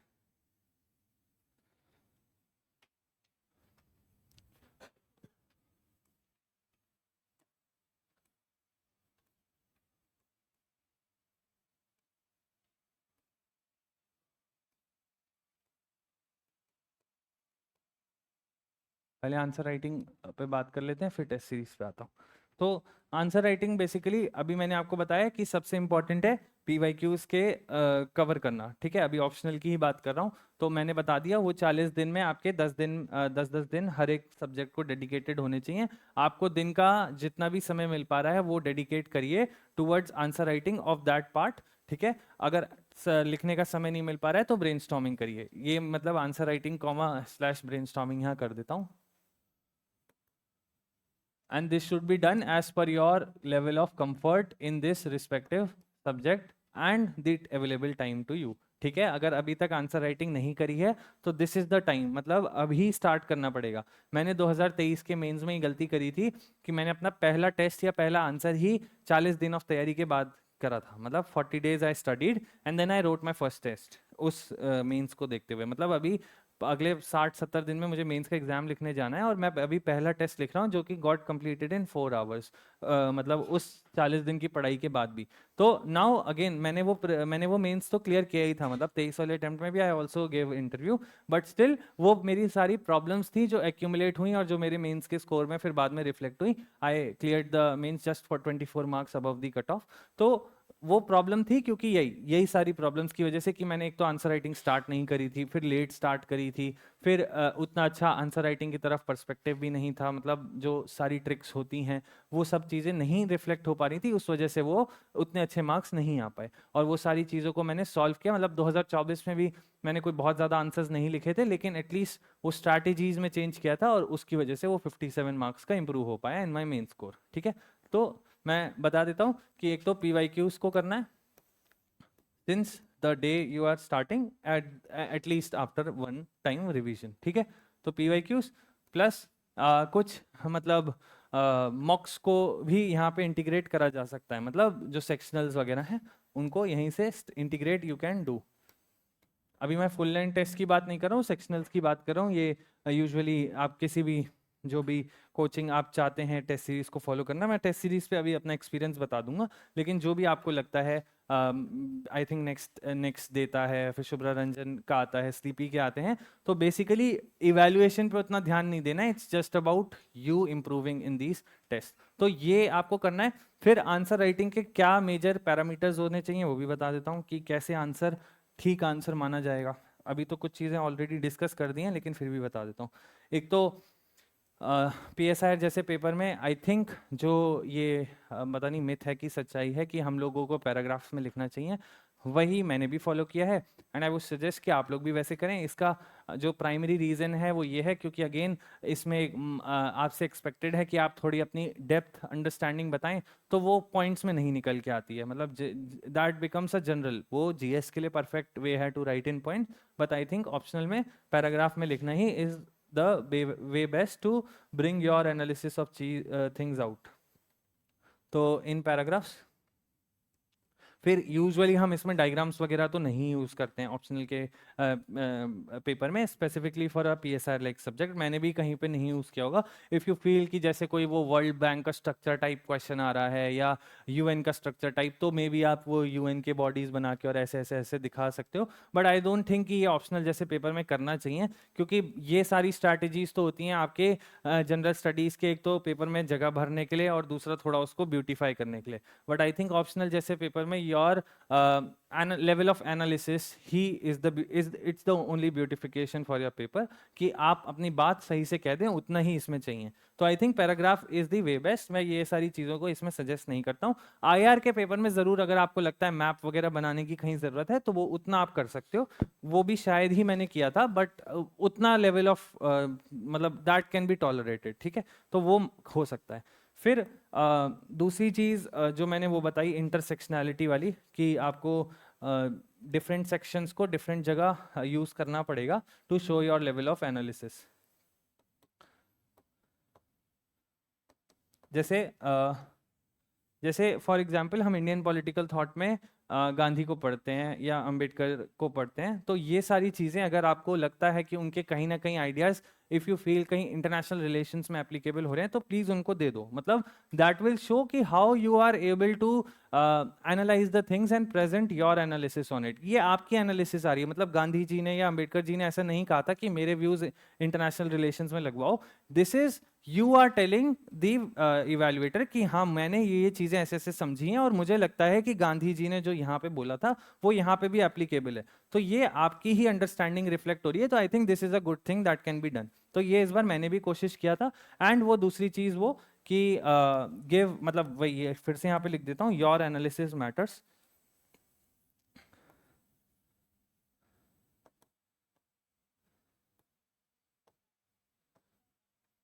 ठीक है, मतलब वही वाली बात कि स्कॉलर की बात बोल के बात को खत्म नहीं करना है, अपनी बात बोलिए, फिर वो बात स्कॉलर के कहे से कैसे सब्सटैंशिएट हो रही है, वैलिडेट हो रही है, वो लिखिए। तो व्हाट मतलब ये आइडिया मैंने उनके पेपर में देखा था, उनकी कॉपीज में, इशिता किशोर मैडम की जो टॉपर रहे हैं PSI से, उनके कॉपीज में usually she used to write and then in the last he used to mention the scholar's name या theory name in a bracket like this. तो मैंने भी उसको इस बार मतलब 23 में भी थोड़ा बहुत किया था, लेकिन इस बार उसको ऐसे मतलब फोकस में रह के किया था. तो I think this is a good way to say things. मतलब अगर कुछ बहुत ही प्राइमरी चीज है तो you can of course start की Hans J Morgenthau has said this and this, but हाँ this is a good way कि आप पूरी बात कह दो और फिर लास्ट में बता दो कि किस स्कॉलर ने वो बोली है. तो ये एक एकेडमिक स्टाइल भी होता है. मतलब जब हम टेक्स्ट में रेफरेंसिंग करते हैं एकेडमिक्स में, तो ऐसे ही करते हैं कि बात बोल के फिर ब्रैकेट में उनकी नाम बोले जाते हैं. तो इस तरह से आप भी कर सकते हो. तो I think this is a good way to say things. तो ये कवर हो गया. मतलब पैरामीटर्स क्या क्या होना चाहिए पैराग्राफ में, इंटरसेक्शनैलिटी, योर एनालिसिस मैटर्स. उसके बाद वो सारी चीज़ें कि कोशिश करिए कि एंड टू एंड लिख पाएँ. मैंने भी इस बार कोशिश करी थी कि मतलब पेस ज़्यादा खाली ना रहे पेपर में. मतलब पेपर छूटने का इससे थोड़ा सा वो होता है कि रिस्क हो सकता है. मेरा भी इस बार थोड़ा थोड़ा मतलब जैसे GS1 में एक क्वेश्चन छूटा था, फिर ऑप्शनल में लास्ट में आते आते आधा एक क्वेश्चन छूट गया था. But again see I focused on delivering quality as well as writing end to end in most of the questions. और मतलब भले ही मेरा 2023 में पेपर पूरा हुआ था और 24 में 1.5 क्वेश्चन छूटा, but still I manage to increase my 57 marks compare to what I got in 2023. तो मेरा ये कहने का मतलब है कि completing all the questions does not always matter a lot. It's about how you have written. मतलब जिन क्वेश्चंस में डिलीवर हुआ है क्या वो सही से हुआ है नहीं, उसका ये मतलब प्रूफ है. अगर नहीं बड़े होते तो फिर मैं ये बात नहीं कहता, लेकिन क्योंकि बड़े हैं तो मैं फिर ये बोल सकता हूँ विद कन्विक्शन कि हाँ इट हेल्प्स. नहीं 57 PSR में नहीं, टोटल मेंस में बढ़े. ये तो फिर बहुत ज़्यादा हो जाते हैं. मैं बता देता हूँ. मतलब 35 इन GS चारों को मिला के बढ़े हैं. PSR में बढ़े हैं 17 मार्क्स और essay में बढ़े हैं 5 मार्क्स. तो आई थिंक इसका टोटल हो जाएगा 57. ठीक है. ये चारों GS में मिला के ये PSR मतलब PSR में 23 में आए थे 246, इस बार आए हैं 263.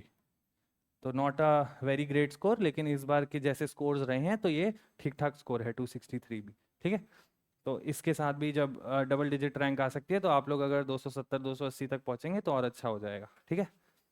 तो हाँ मतलब यही सारे जो मैंने ये यहाँ पे सारे जो चेंजेस बताए हैं वही सारे इम्प्लीमेंट किए थे और उस वजह से 16 मतलब ये 17 मार्क्स का इम्प्रूवमेंट किया था. इसमें भी ब्रेकेज बता देता हूँ. 133 फर्स्ट पेपर में थे और 130 सेकेंड में थे.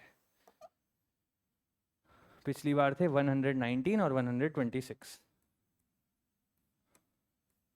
हाँ यही थे स्कोर्स. किस में? GS में. हाँ 119 से 133 ये. हाँ मतलब ठीक है, उसमें 4 ही नंबर बढ़े. अब मतलब इसका कुछ ऐसे स्ट्रिक्ट तो वो है ही नहीं कि क्यों बढ़े और क्या बढ़े. मैंने जो किया वो बता दिया. और हाँ एक वो वाली चीज़ भी होती है कि कौन से क्वेश्चंस मतलब कौन से सेक्शन में से कितने क्वेश्चंस अटेम्प्ट करने चाहिए. ये भी लोग यूजुअली रिकमेंड करते हैं कि 1A से. आपको पता है ना ऑप्शनल का स्ट्रक्चर कैसे होता है. वो कंपलसरी वाले होते हैं, फिर आई थिंक 5 वो दिए जाते हैं, उसमें से 3 करने होते हैं फ्रॉम एटलीस्ट 1 सेक्शन. तो किसी एक सेक्शन से 2 करने पड़ते हैं. ठीक है. तो 1A से मैंने शायद इस बार वो 2 किए थे 50 मार्क्स वाले 15 15 20, और 1B से 1 किया था. और पेपर सेकंड में उल्टा था, 2B से 2 किए थे और 2A से 1 किया था. नाउ अगेन इसका आई डोंट थिंक कि कोई फिक्स पैरामीटर होना चाहिए. मतलब आप भी, मैंने अगर 1A से 2 किए तो आप भी वैसे ही करो. I don't think so. मतलब तीनों क्वेश्चन का कॉम्बिनेशन देख लो. 15 15 20 जो भी ऐसे 5 क्वेश्चंस होंगे सिमिलरली जो भी इसके और 5 क्वेश्चंस हैं एक पेपर में मिला के, है ना. 1A और 1B में मिला के ऐसे 5 ऑप्शंस होंगे आपके पास, उसमें से 3 करने होते हैं. तो मान लो कि इसके 15 में आप कंफर्टेबल हो, लेकिन 20 वाले में आपको कोई आइडिया ही नहीं है, तो ये नहीं अटेम्प्ट होना चाहिए ना फिर. और अगले वाले में आपको 15 और 20 इन तीनों के बारे में थोड़ा थोड़ा आइडिया एंड यू फील कि आप सब में कुछ ना कुछ लिख सकते हो. तो of course this should be the natural choice among both these. यहाँ पे 2 15 15 करके पूरे 20 को नहीं गंवाना चाहिए ना. तो you need to make your choice depending on the paper you are getting. Don't have any fixed पहले से अपने मन में आइडिया कि नहीं मैं तो ऐसे ही करूंगा. ऐसा नहीं. जैसे प्रीलिम्स के पेपर में होता है कि attempt count should be determined on the level of paper that you are getting. 23 वाले में प्रीलिम्स में मैंने 73 ही किए थे, 24 वाले में 87 किए थे। एंड क्योंकि वो पेपर ही वैसा था, 23 वाला अगर ज़्यादा करता तो ज़्यादा रिस्क हो जाता। यहाँ पे भी वैसे ही है। Don't have any pre biasness in your mind कि नहीं मैं इस पार्ट से इतने करूँगी। अगर आपको लगता है 2B के कुछ ऐसे क्वेश्चंस आ गए हैं जिसमें आप एकदम ही कंफर्टेबल हो रहे हो, तो 2B से 2 कर लो। 2A से नहीं समझ में आ रहे हैं तो एक ही करो, एक तो करना ही है हर पार्ट से। वो एक भी वो होना चाहिए जिसमें आप तीनों में अगेन थोड़ा थोड़ा कंफर्टेबल हो। डोंट गो विद कि ये 2 आते हैं ये नहीं आता, या ये आता है ये नहीं आता। At least have some basic idea about everything in that question, उसके बाद ही उस क्वेश्चन को एक्सेप्ट करना है टू अटेम्प्ट इट। ठीक है, ये क्लियर हो गया? और कुछ आंसर राइटिंग से रिलेटेड पूछना हो तो? टेस्ट सीरीज पे आ रहा हूँ, आंसर राइटिंग से रिलेटेड।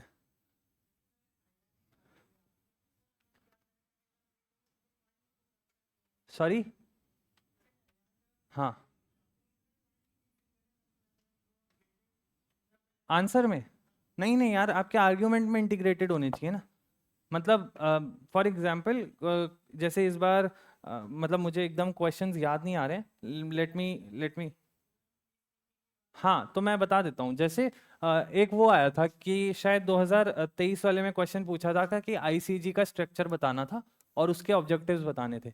तो इस तरह के क्वेश्चन जहां स्ट्रक्चर और ऑब्जेक्टिव पूछा है, तो दिस इज एन एरिया जहां पे आपका एनालिसिस नहीं पूछा गया, आपसे सिर्फ फैक्ट्स पूछे गए हैं। तो यहाँ पे भले आप पॉइंट्स का यूज कर लो, that's not a very big issue. लेकिन ऑप्शनल जैसे पेपर में मुझे लगता है कि हाँ बिल्कुल। और वो जो आप पूछ रहे हो कि करंट अफेयर्स को अलग से क्या पॉइंट्स में लिखे, मेरे हिसाब से नहीं लिखना चाहिए। It should be integrated with your arguments. जैसे हाँ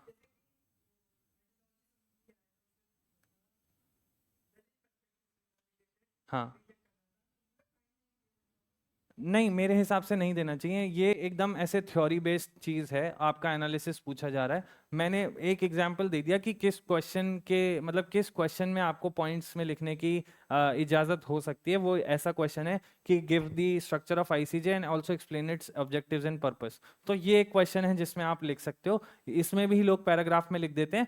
इसमें मतलब आई वुड से कि हाँ इसमें परमिसिबल है, but not in this give your the Dalit perspective या ये सब में। I think paragraph is the best, कि that allows you to express yourself better. Points में आपका एक्सप्रेशन इतना अच्छा नहीं आता है। पॉइंट्स में जस्ट आप अपनी बेसिक नॉलेज बताते हो। जैसे जीएस बेस्ड आंसर में हम 10 मार्कर में कोशिश करते हैं 7-8 पॉइंट्स लिख दें और सबको एक एग्जाम्पल से सब्सटैंशिएट कर दें, है ना। तो वो आपकी अंडरस्टैंडिंग नहीं बता रहा है, वो आपकी नॉलेज बता रहा है। यहाँ पे आपको अपनी अंडरस्टैंडिंग देनी है, इसलिए पैराग्राफ में लिखना जरूरी है मेरे हिसाब से। कौन से क्वेश्चन?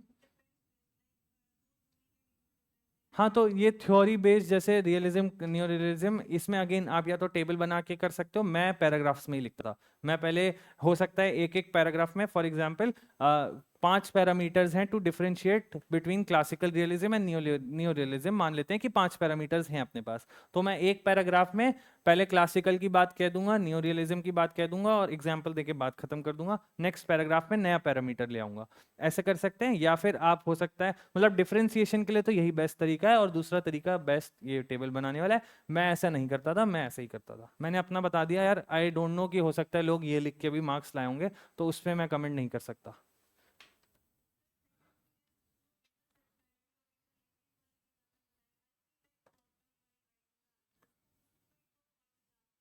हाँ, मैंने जैसे मैंने बताया ना, एक तो गांधी जी वाला बताया एग्जाम्पल। फिर जैसे हना अरेंट है, ठीक है, वो टोटलिटेरियनिज्म की थ्योरी पे बात करती हैं। तो आज अगर किसी कोई ऐसे आपसे क्वेश्चन पूछ लिया गया कि किसी कंट्री में टोटलिटेरियनिज्म की सिचुएशन आ रही है, उसके साथ साथ हम वो हैबरमास का कम्युनिकेटिव एक्शन का भी कंसेप्ट पढ़ते हैं कि कम्युनिकेशन होना चाहिए। वो सारी जो मुझे एकदम अभी याद नहीं है, लेकिन हाँ मैं वो क्योंकि मैं ये सब चीज़ें यूज़ कर चुका हूँ तो आई नो। जैसे वो हना अरेंट का अगेन पावर का जो एग्जाम्पल है कि power comes when all are together. तो ये जैसे आप सोशल मूवमेंट्स पे आप कोई आंसर लिख रहे हो तो उसमें लिख सकते हैं ना, this becomes N integration. Social movements पे यूजुअली आप नहीं लिखोगे क्योंकि आपने और कोई स्कॉलर्स पढ़े होंगे, लेकिन हना अरेंट का वो आइडिया ऑफ पावर कि जब सब यूनाइटेड होंगे तो पावर ग्रो करेगी, तो ये सोशल मीडिया मतलब सोशल मूवमेंट्स या प्रेशर ग्रुप्स में यूज हो सकता है। तो that's a very clear association that you are doing between 1A and 2A, या 1A और 1B में जब आप इंडिया में सोशल मूवमेंट्स बता रहे हो, तो इसी तरह से करना है। और हाँ मतलब मैं समझा नहीं। हाँ हाँ हाँ। तो ये सारी चीज़ें आपके नोट्स में जब होंगी तभी याद रहेंगी ना, और रेलेवेंट प्लेस पे होंगी। मैं अभी अपने 1B के नोट्स जब स्कैन करके दिखाऊंगा, तो फॉर एग्जांपल जब रिजर्वेशन पे बात हो रही है तो योगेंद्र यादव या इन सबको मेंशन करना होता है, कास्ट में रजनी कोठारी, तो इन सब के आइडियाज़ जब आपके नोट्स में लिखे हैं तभी आप यूज़ कर पाओगे। अब वो नोट्स में लिखे हैं तो बार बार उसको रिविजन करना पड़ेगा। PYQs जब लिख रहे हो तब उसको सोच के उसमें मेंशन करना पड़ेगा, तब जाके कहीं वो असली आंसर में आपके रिफ्लेक्ट होंगी। अगर उस टाइम पढ़ा ही नहीं तो आखिरी में कहाँ से वो एकदम से प्रकट तो नहीं होने वाला। तो इसी तरह से मतलब नोट्स में एक तो चीज़ें मेंशन होनी चाहिए, तभी मैं कह रहा हूँ अपने नोट्स बनाना इसलिए ज़रूरी होता है क्योंकि वो आपको एडवांटेज देता है कि आप बार बार उसी को छोटे चीज़ को पढ़ के बाद में उसको अपने आंसर्स में रिफ्लेक्ट कर पाओ। दूसरी चीज़, उसको सही जगह पे यूज़ करना आना चाहिए। एंड तीसरी चीज़, I think multiple revisions are needed to remember it. यही है। और हो गया यहाँ तक क्लियर? ठीक है। फिर मेरे टेस्ट सीरीज़ का वो बता देता हूँ। मैंने बताया था आपको 2023 में मैंने स्लीपी क्लासेस का लिया था, मतलब वो integrated crash course plus test type था, है ना। मतलब उसमें वीडियोस भी थी करंट अफेयर्स के और वो सब, but that was I think too much, मैं उसको पर्सनली नहीं कवर कर पाया था। तो मतलब मैं ऐसे इसलिए नहीं बोल सकता कि it has given me an advantage somewhere, क्योंकि मुझे नहीं लगा, मैं उसको, या तो मेरी ही एंड से गलती होगी या हो सकता है it would be too much to be covered.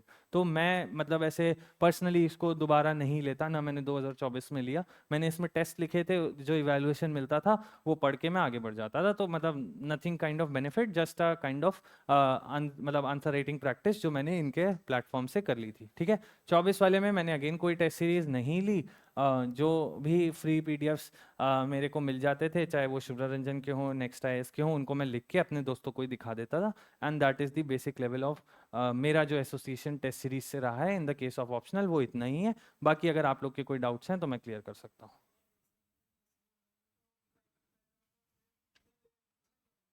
बताया तो अभी, गूगल करके मॉडल आंसर से PSR के भी वैसे ही अवेलेबल हैं, और AI का यूज़ कर लो।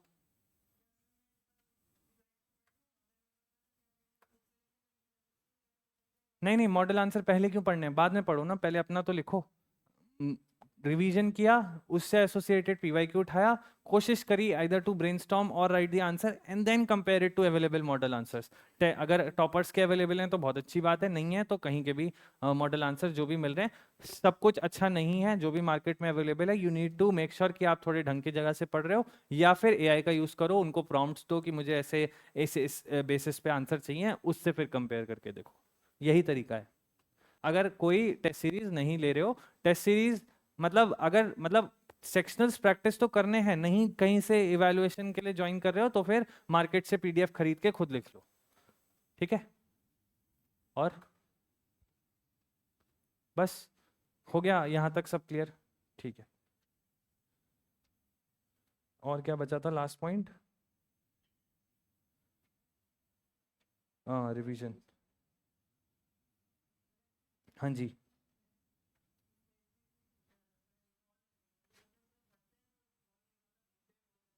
हाँ यार, ये तो होगा ही, क्योंकि बहुत सारी चीज़ें एक साथ पढ़ोगे ना, मतलब GS भी, फिर GS3 में भी 6 सब्जेक्ट्स पढ़ने हैं, तो वो सारी चीज़ें रहेंगी। बट मतलब उतना याद रह जाएगा कि आंसर लिख लोगे।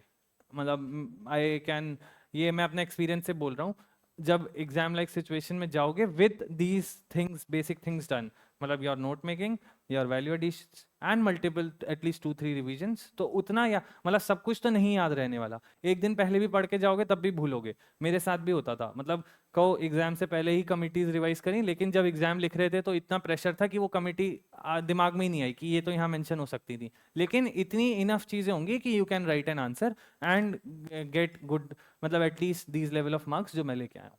ठीक है। तो उतना तो हो जाना है, but these things needs to be done. और कोई रिवीजन?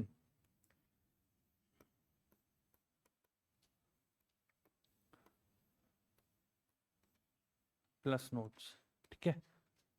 ये लास्ट पॉइंटर है अभी के लिए, और फिर इसके बाद मैं और जो डाउट्स होंगे वो आप लोग के पूछ लूँगा।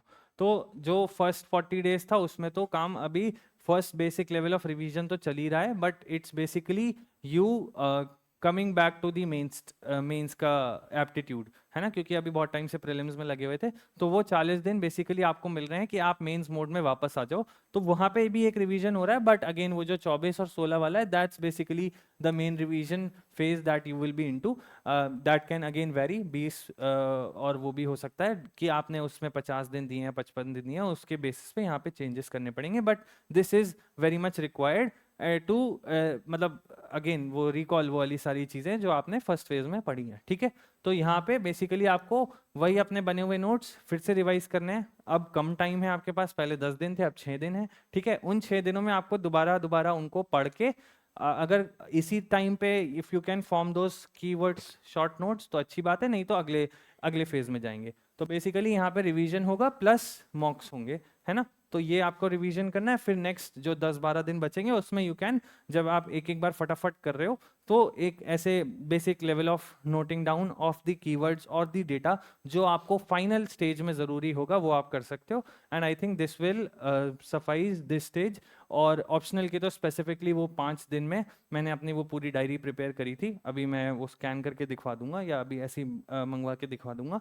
वो बेसिकली वो लास्ट 5 दिन का काम था जब मेरा जीएस डन हो गया था और ऑप्शनल आने वाला था, तो मैं ऐसे 4 दिन मैंने ऐसे डिवाइड किए थे कि हर एक एक दिन एक एक पार्ट होगा। वैसा हो नहीं पाता है कि लास्ट दिन में और एक रिवीजन हो जाएगा, मैं वैसा सोचता था, बट पहले दिन में ही मतलब 1 ही नहीं हुआ पूरा, फिर वो पूरे 5 दिन ही लग जाते थे, बट एक टाइम रिवीजन हो सकता है पॉसिबल। कुछ लोग 2 भी कर लेते हैं इस टाइम पे, पता नहीं कैसे करते हैं बट कर लेते हैं कि दो दिन में एक एक रिवीजन पूरे ऑप्शनल का कर दिया, फिर आखिरी दिन और एक कर लिया, तो 3 रिवीजन्स भी पॉसिबल हैं लोगों के लिए। मेरे लिए एक ही हो पाता था, एक भी पूरा नहीं हो पाता था। तो मैं अपनी हालत बता रहा हूँ इन लास्ट के 5 डेज की, ठीक है।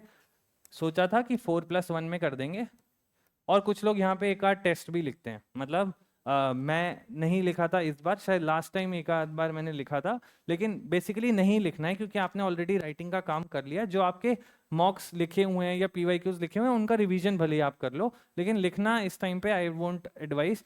अगर हाँ वो जो सर बताते हैं, मतलब पिछली बार भी कि टेस्ट मतलब एग्जाम में लिखने से सुबह के टाइम पे हमें बताते थे सर, जब कि 2 क्वेश्चन लिख के जाओ मतलब before doing your journey to the centre, कि वो आपका माइंड उस ऑलरेडी उस सेटअप में हो कि हाँ जैसी क्वेश्चन हाथ में आए दिमाग काम करना शुरू कर जाए। तो सर हमें कॉन्कर वाले प्लान में ऐसे लास्ट टाइम वो सुबह सुबह कहते थे कि 6 बजे उठो और 2 आंसर लिख लो, तो वो करना है तो कर सकते हो। मैंने वो भी बहुत ज़्यादा ऐसे नहीं किया था, एक आध दिन किया था, फिर मेरा उतना क्योंकि रिवीजन का बहुत ज़्यादा प्रेशर होता है ना कि अभी मैं पढ़ लेता हूँ, तो वो सब भी चलता है। लेकिन हाँ वो करना इज़ अ गुड थिंग क्योंकि आपका एक बार माइंड वैसे सेटअप हो जाता है। मतलब आप जब टेस्ट का पेपर लोगे तो ऑलरेडी 2 आंसर लिख के आए हो, तो ऐसा नहीं होगा कि यार अब लिखना शुरू करना है, मतलब दिन की शुरुआत आपकी हो चुकी है लिखने से, तो वो कर सकते हैं। बाकी लिखने की ऐसी कोई वो नहीं है। इसमें बेसिकली हर एक दिन एक पार्ट के लिए जाएगा। अगेन इट कैन वेरी, हो सकता है 1A में आपको ज़्यादा टाइम लगे, 2B में कम लगे, ठीक है। और इसमें basic level of scribbling notes मैंने बनाए थे, जो कि मैं लास्ट डे सेंटर में, जैसे 2 घंटे का गैप होता है 2 पेपर के बीच में और सुबह थोड़ा सा टाइम होता है, उस दौरान जस्ट ऐसे उसको रोटेट मतलब करके गया था कि वो मेरे दिमाग में पॉइंट्स रह जाए। तो this was the thing I did with my revision notes. तो आई थिंक मैंने कॉम्प्रीहेंसिवली मेरी स्ट्रैटेजी शेयर कर दी है, बाकी आप लोग के जो डाउट्स हो I would be happy to cover it. ऐसे ही तो ये तो पीएसआर की क्लास थी ना। हाँ अच्छा, मतलब उन 40-80 दिन में ऐसे कहाँ से लाना है? ओके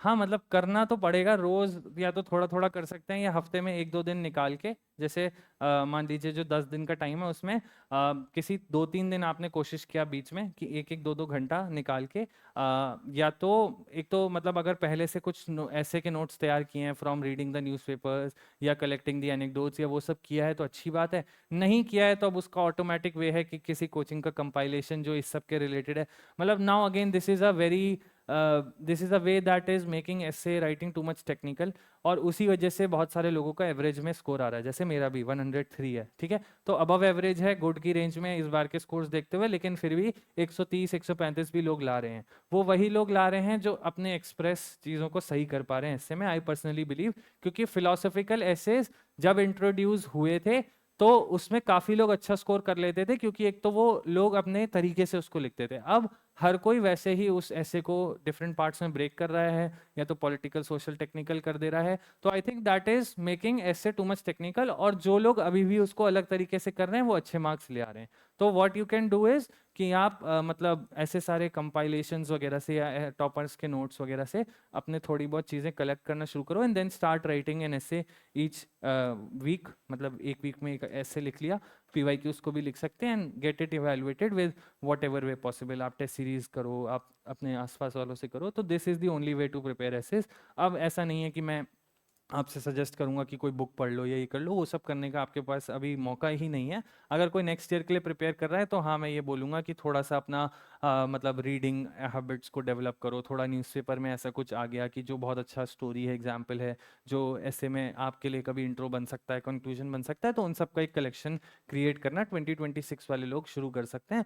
25 वालों का तो यही तरीका है, जो रेडीमेड चीज़ें हैं उनसे अपना एक बेसिक लेवल ऑफ वो बना के, and then try to be as expressive as possible. For example, किसी को अगर लिखने का शौक है, या स्टोरीज लिखता है या पोएम्स लिखता है, तो वो एसेज में आप खुद डालो, ताकि आप थोड़ा डिफरेंशिएटेड रहो दूसरे लोगों से। इन सब चीज़ों को करने में डर मत, मतलब डरना मत कि ये थोड़ा अनकन्वेंशनल है, please do it, but on this cost कि वो उस चीज़ से एकदम एसोसिएट हो पा रहा हो। मतलब कुछ एकदम ही वियर्ड मत लिख देना कि उसका कोई वहाँ पे मतलब ही नहीं था, लेकिन जस्ट बिकॉज कि आपने वो लाइन्स ये लिखी हैं, आपने वो शेयर पढ़ा है कहीं पे, तो आप डाल रहे हो। ऐसा मत करना। Only if it is relevant you mention it.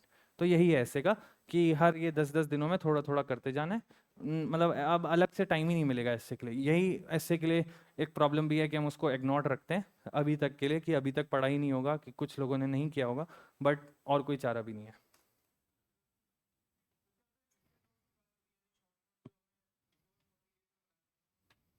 नहीं, फर्स्ट 40 डेज में रिवीजन नोट्स नहीं बनाने। आपके नोट्स को पढ़ना है, अगर नहीं बने हैं तो वो बनाने हैं। नेक्स्ट 2 फेजेस में रिवीजन नोट्स तैयार होंगे। हाँ। हाँ, बहुत ज़्यादा फर्क है यार। ये नोट्स 64 पेजेस के सिर्फ 3 टॉपिक्स के हैं। वो ऐसे छोटी सी डायरी है, उसमें पूरा ऑप्शनल है। तो इतना फर्क है उसमें। सिर्फ मतलब थ्योरी, मतलब फॉर एग्जांपल कैसे बताऊं कि रियलिज्म है, तो उसमें क्लासिकल रियलिज्म लिखा होगा, उसके अंदर कौन से स्कॉलर्स आते हैं उतनी बात लिखी होगी। फिर क्योंकि उतनी अंडरस्टैंडिंग मेरी है कि क्लासिकल रियलिज्म में क्या लिख के आना है, लेकिन क्या स्कॉलर लिख के आना है वो शायद मैं भूल जाऊंगा, तो वो मेरे उन नोट्स में लिखा हुआ है। ये जस्ट एक एग्जाम्पल है। ऐसे और भी चीज़ें कि फेडरलिज्म पे कौन कौन से स्कॉलर्स ने क्या बोला है, या रिजर्वेशन पे या कास्ट पे कौन कौन से स्कॉलर्स आते हैं, वो उन नोट्स में, इन नोट्स में तो सब कुछ डिटेल में लिखा है। यार ये 1 पेजर 2 पेजर का मैं ऐसे डिफरेंशिएट नहीं कर सकता। हो सकता है, मतलब मैं किसको 1 पेजर बोलूँ? मेरी मेरी वो डायरी तो ऐसे A4 साइज से भी कम साइज की है वो डायरी। तो अब मैं उसको 1 पेजर कैसे बुलाऊं? उसमें एक पेज में 2 टॉपिक्स भी कवर हो रहे हैं, और ना मैं इनको 1 पेजर बोल सकता हूँ क्योंकि इसमें मेरे प्लेटो 3 पेजेस में कवर्ड है। तो 1 पेजर 2 पेजर मुझे नहीं पता, मुझे बस ये डिफरेंस पता है कि ये इन नोट्स में सारे कंसेप्ट इन डिटेल मैंशनड हैं, लेकिन उतनी ही डिटेल है जितना मुझे समझने के लिए ज़रूरी है। उन नोट्स में सिर्फ वो चीज़ें मेंशन्ड हैं जो मुझे याद रखनी है on the day of examination to be mentioned in my paper. इतना ही डिफरेंस है। अब वो 1 पेजर 2 पेजर का मैंने कभी डिफरेंस ऐसे देखा नहीं कि वो 1 है या 10 पेज है। हाँ जी। हाँ।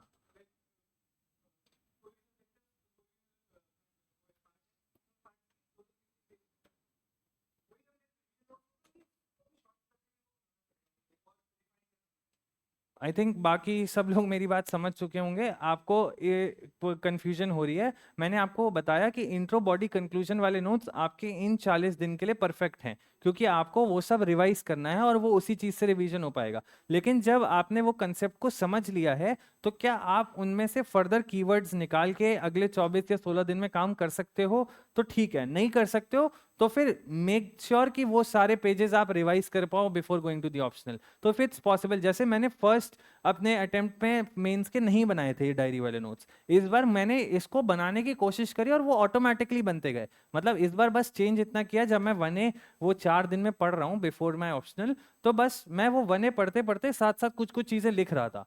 तो वो फिर मेरे को वो वाले ये वाले 64 पेज के नोट्स उस दिन सेंटर नहीं ले जाने पड़े, बस वो हाथ में डायरी रखनी पड़ी थी कि ये चीज़ें मेरे दिमाग में रहेंगी, तो फिर मैं कोशिश करूंगा ये मेंशन हो जाए।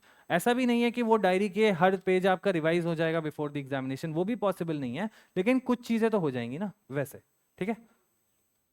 और कोई आ रहा? हाँ, कौन से पार्ट? हाँ हाँ हाँ हाँ हाँ, नहीं ऐसा नेसेसरी नहीं है, लेकिन हाँ यूजुअली होते हैं। हाँ हाँ, यार डिपेंड्स ऑन क्वेश्चन की कितनी महत्वता किस पार्ट के लिए है। अब ये तो बहुत ज़्यादा सब्जेक्टिव सी चीज़ है, बिल्कुल क्वेश्चन पे डिपेंडेंट रहेगी। ऐसा कुछ भी नहीं है। और फिर दूसरी चीज़ उस पे कि आपको कौन से पार्ट में से ज़्यादा चीज़ें आती हैं। अगर इफ़ यू फील कि एक पार्ट में आपको कम पता है और वो ज़्यादा इंपॉर्टेंट पार्ट है, तो फिर आपके पास और कोई ऑप्शन नहीं है कि आप सेकेंड पार्ट में ज़्यादा लिखो और फर्स्ट पार्ट में उतना ही लिख पाओ जितना आपको आता है। तो कोई बात नहीं, ऐसा हर क्वेश्चन में तो होने भी नहीं वाला। आई से कि it's preferable, it's not a rule that you must be following, you must be focusing upon the most important part that is asked. जो इंपॉर्टेंट थ्योरी है वो आपसे पूछी जा रही है, उसको तो आप लाओ। If you can then bring it, then take it to the end of the paper. If you feel कि आप फिर बाकी सारे बहुत सारे क्वेश्चंस मिस करने वाले हो उस चक्कर में, तो 3.5 पेजेस में भी एंड कर सकते हो 20 मार्कर को। 15 को 2.5 पेज में भी एंड कर सकते हो। तो depends on your capacity to fill the pages as well as express yourself clearly. हाँ जी। हाँ हाँ, एक बार मैं बोल देता हूँ, 2026 वाले भी पूछ लेना यार। जो भी मैंने अभी 25 को फोकस किया है, 26 वालों के जो भी डाउट्स हैं वो बता दो। रिसोर्सेज तो मैंने मेंशन किए ही। अब आपके पास वो 10 दिन ना हो के हर पार्ट के लिए एक एक महीना है। आपको नवंबर दिसंबर तक अपना ऑप्शनल का सिलेबस खत्म करना है, यही सारे काम करते हुए। जो रिसोर्सेज मैंने बताया उनको ढंग से पढ़ो। ये 10 दिन जो इन लोगों को मिल रहे हैं मेंस वालों को, आपके पास वही के लिए, उसी पार्ट के लिए एक महीना है पूरा। मतलब 1A को एक महीना दो, 1B को एक महीना दो, 2A को, 2B को, सबको एक एक महीना दो। रिसोर्सेज को अच्छे से पढ़ो, एटलीस्ट 2-3 बार पढ़ो। फिर अपने नोट्स बनाओ, PYQs करो। करना सेम काम है, ज़्यादा समय में करना है।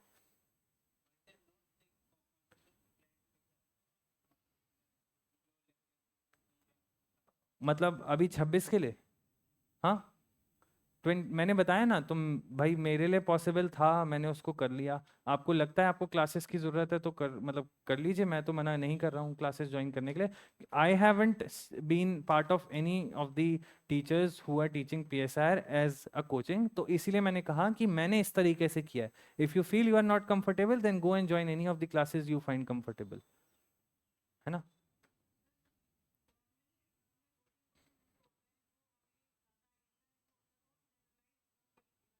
हाँ, जैसे मैं एक बार एग्जांपल बता देता हूँ। बहुत अच्छा क्वेश्चन पूछ लिया। इस बार आया था एक एंटी अरग पे क्वेश्चन आया था। आप लोगों ने अगर पेपर देखा हो, PSR में ही आया था, 1B में शायद पूछा गया था। अब ये यूजुअली हम नहीं पढ़ के जाते हैं।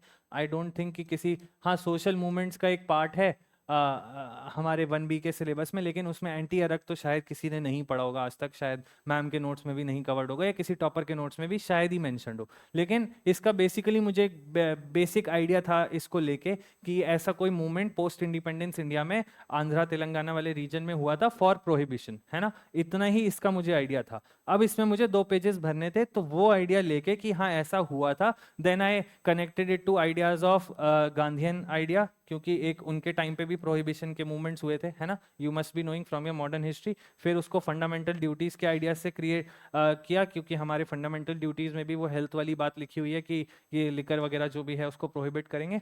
तो ये सारी चीज़ें से एसोसिएट करके मैंने ये 2 पेज भरे थे। मैंने इतना ही काम किया था। मुझे एंटी अरग के बारे में, अब मैं ऑप्शनल बेसिस पे और क्या लिखूं, आप हो सकता है सोशल मूवमेंट की थ्योरी से इसको, जो भी सोशल मूवमेंट में आपने स्कॉलर पढ़े हो उससे एसोसिएट करके लिख सकते हो। लेकिन मुझे उस पॉइंट पे इतना ही चीज़ें याद आई थी और उससे मैंने 2 पेजेस भर दिए थे। तो जब जनरल आइडिया है तो कोशिश करना है, अगर उससे रिलेटेड कुछ स्पेसिफिक चीज़ें याद आ रही हैं तो ठीक है, वरना सिर्फ पेज भरने की स्ट्रैटेजी होनी चाहिए, उतना ही। लेकिन ये लेस प्रायोरिटी होनी चाहिए। मतलब इस सबको करने में ऐसा मत करना कि जो अच्छा आता था वो छूट गया। तो या तो ऐसे क्वेश्चंस को लास्ट के लिए छोड़ो, या फिर करना है तो बहुत जल्दी से विद अ जनरल एप्टीट्यूड उसको खत्म करके आगे बढ़ो। ठीक है? और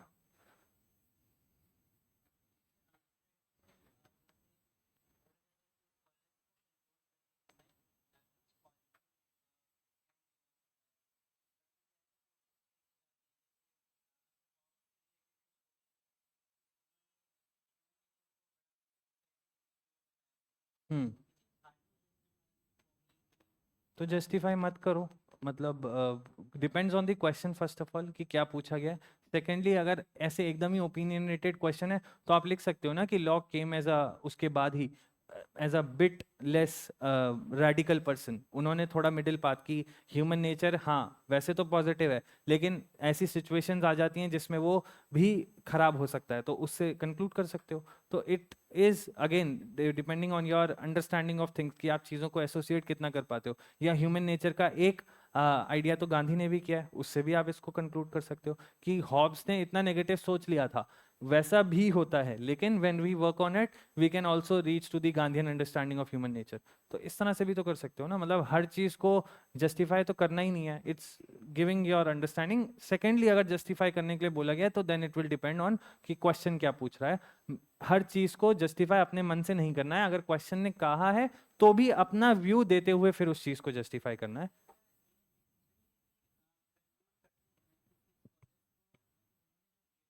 हम्म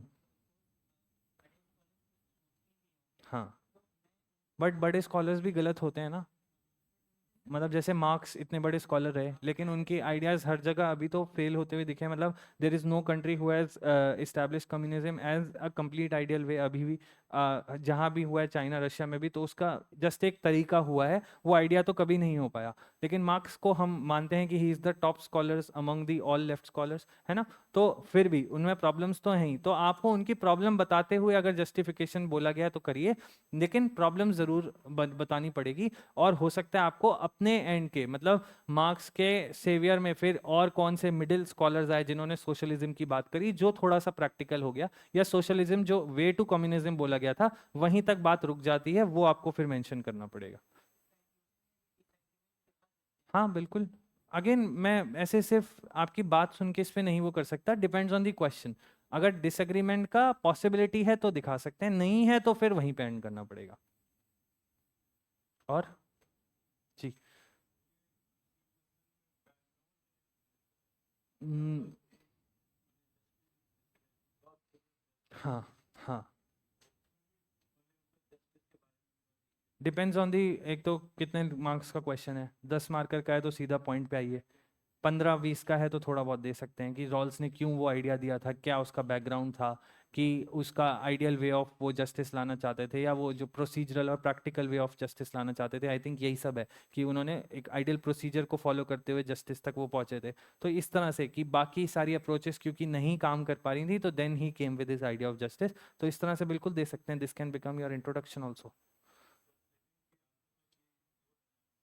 हम्म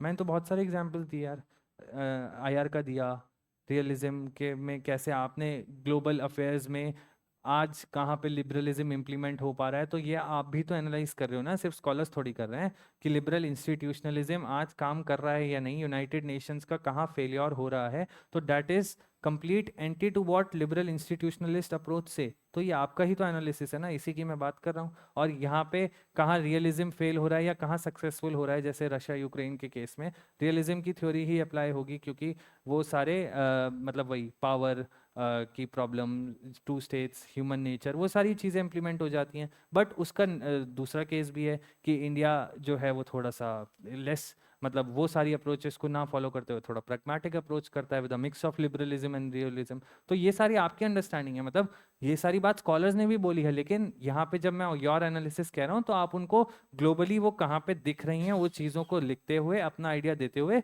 फिर ये स्कॉलर ने बोला था, ये यहाँ पे मुझे दिख रहा है, ऐसा मैं करने के लिए बोल रहा हूँ।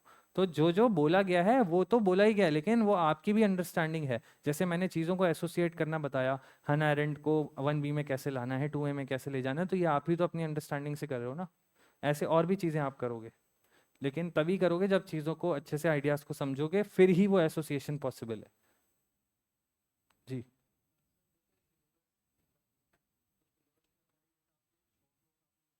हम्म, हाँ जी, हम्म,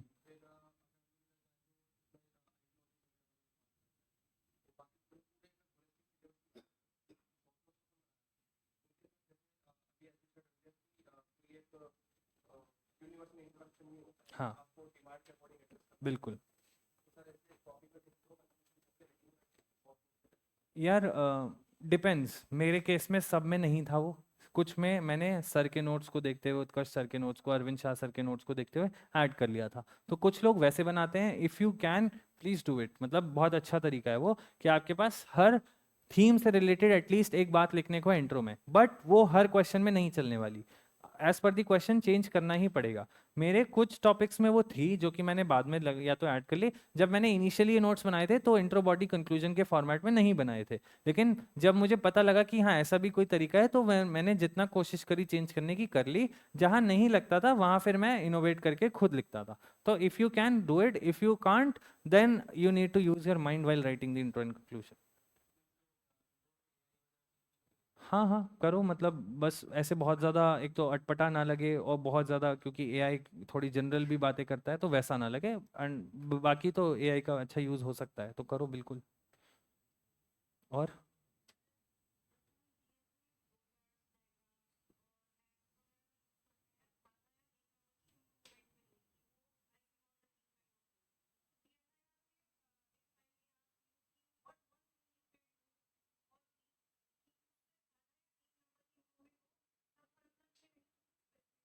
यार यही सारे तरीके हैं जो मैंने बताए थे। मैंने बोला कि इसमें इतना चांस ही नहीं मिलता कि एक तो वो डायग्राम्स वगैरह आ सकें। मैप्स मैक्सिमम आ सकते हैं, वो भी आयर के क्वेश्चंस में।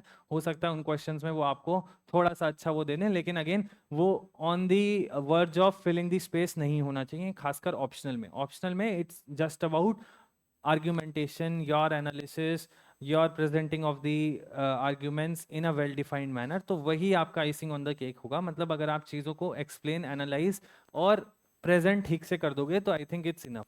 और ये सारी चीज़ें, इंटरसेक्शनैलिटी या जो भी मैंने अभी तक सब बोला, यही ऑप्शनल के आइसिंग ऑन द केक है। मुझे नहीं लगता इसमें फ्लो चार्ट्स, डायग्राम्स, इन सब का कोई काम भी है, तो यही सब है।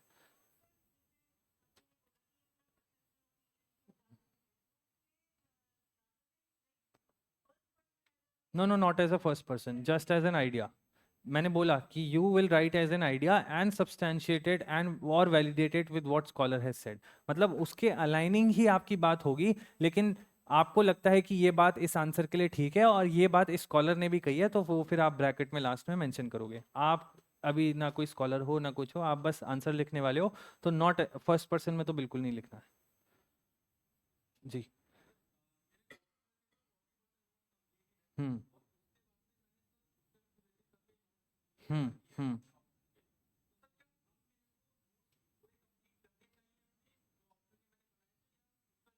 यार 40% तो मतलब कम है। मतलब 60-70 होता तो आई वुड से कि हो सकता था।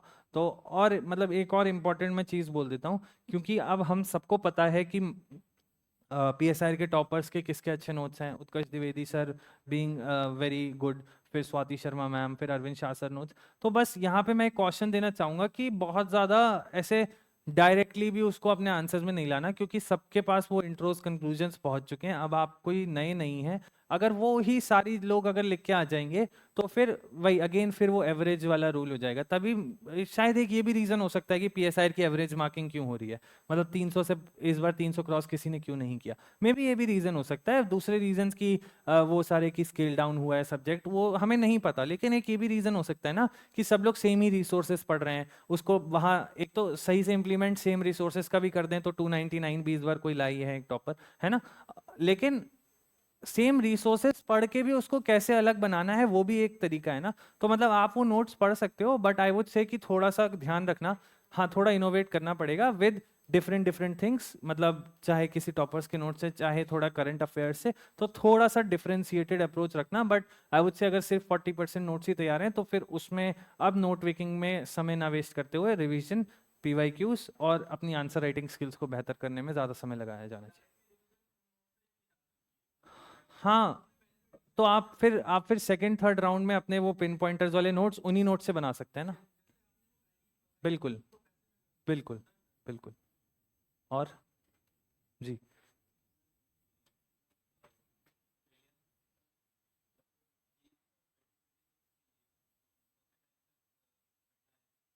मेंस को। हाँ, मेंस को जीएस इंटीग्रेटेड मैंने बताया ना, ये 10 दिन का प्लान जो GS1 प्लस ऑप्शनल का एक पार्ट था, वो अब आप हर एक महीना, ये मैंने अपने टेलीग्राम चैनल पे भी कुछ दिन पहले सेशन लिया था, उसमें भी बताया था कि जो 2026 के लिए तैयारी कर रहा है उसके लिए आइडियल वे, अगेन ये 10-10 दिन का आइडियल वे है, वैसे वो भी एक एक महीने वाला आइडियल डे है। टारगेट्स मिस होंगे, एक महीना हो सकता है, 1.5 महीना लगेगा, तो एक जीएस प्लस एक part of optional in a period of 30 to 40 days, make doing the note making, doing a revision and doing the PYQs. ऐसे ही तो नवंबर तक कोशिश करनी है, नवंबर दिसंबर तक आप एसए, जीएस और ऑप्शनल के you are done with the note making, you are done with the PYQs. ऐसे जैन टू पूरा प्रीलिम्स। हाँ, मतलब छोड़ा जा सकता है, again if you are comfortable with prelims तो आप फरवरी से स्टार्ट कर लो, जनवरी में भी आंसर राइटिंग कर लो, that depends on your level. जिसको प्रीलिम्स में कंफर्ट होता है वो मार्च से भी शुरू करता है तैयारी। मतलब I am telling you an ideal case जो एक ऐसे बिगनर लेवल पर्सन को करना चाहिए कि दिसंबर तक मेंस स्पेसिफिक, उसके बाद प्रीलिम स्पेसिफिक, और ये जो महीने होंगे ऑप्शनल और जीएस पढ़ने के फॉर द 2026 पीपल, ऐसा नहीं है इसमें प्रीलिम्स नहीं कर रहे होंगे आप। जो इंटीग्रेटेड सब्जेक्ट्स हैं जैसे polity, economy, science, tech, environment, इसमें साथ साथ प्रीलिम्स भी चलेगा। मतलब जो काम आपको इसके पीवाईक्यूज के लिए करना है वो प्रीलिम्स के पीवाईक्यूज के लिए भी करना है, साथ साथ उन सब्जेक्ट्स का एक एक सेक्शनल भी लगाना है। सब्जेक्ट्स लाइक एंशिएंट मिडिवल वो जनवरी से वाले पीरियड में कवर हो जाएंगे, ये मेरा कहने का मतलब है। ठीक है, और हाँ, न्यूज़पेपर, कुछ अच्छे न्यूज़ एनालिसिस टाइप शोज भी देख सकते हो, जैसे मैंने इंटरव्यू के टाइम पे वांटेज बाय पलकी शर्मा है, फिर इन शॉर्ट्स वो शेखर गुप्ता का वो आता है कट द क्लटर, तो ये सारे एनालिसिस टाइप थिंग्स हैं। ये अभी आपके पास समय है 2026 वालों के लिए कि आप चीज़ों के प्रति अंडरस्टैंडिंग डेवलप करने के लिए देख सकते हो। बाकी तो न्यूज़पेपर रेगुलर कि आप चीज़ों के प्रति अवेयर रहें, दूसरा कोई भी करंट अफेयर्स का सोर्स मैगजीन जो भी आप फॉलो करते हैं, और स्कॉलर्सली वगैरह अगर पढ़ना है तो ORF और ऐसी जैसी जो भी वेबसाइट्स हैं, IDSA, ये सब उसको रेफर कर सकते हो। मतलब अगर टाइम है तो करो, नहीं है तो फिर शॉर्टकट्स तो हर चीज़ के हैं। बेयर मिनिमम यही सब है, न्यूज़पेपर तो एटलीस्ट, प्लस करंट अफेयर्स का कोई भी रिसोर्स।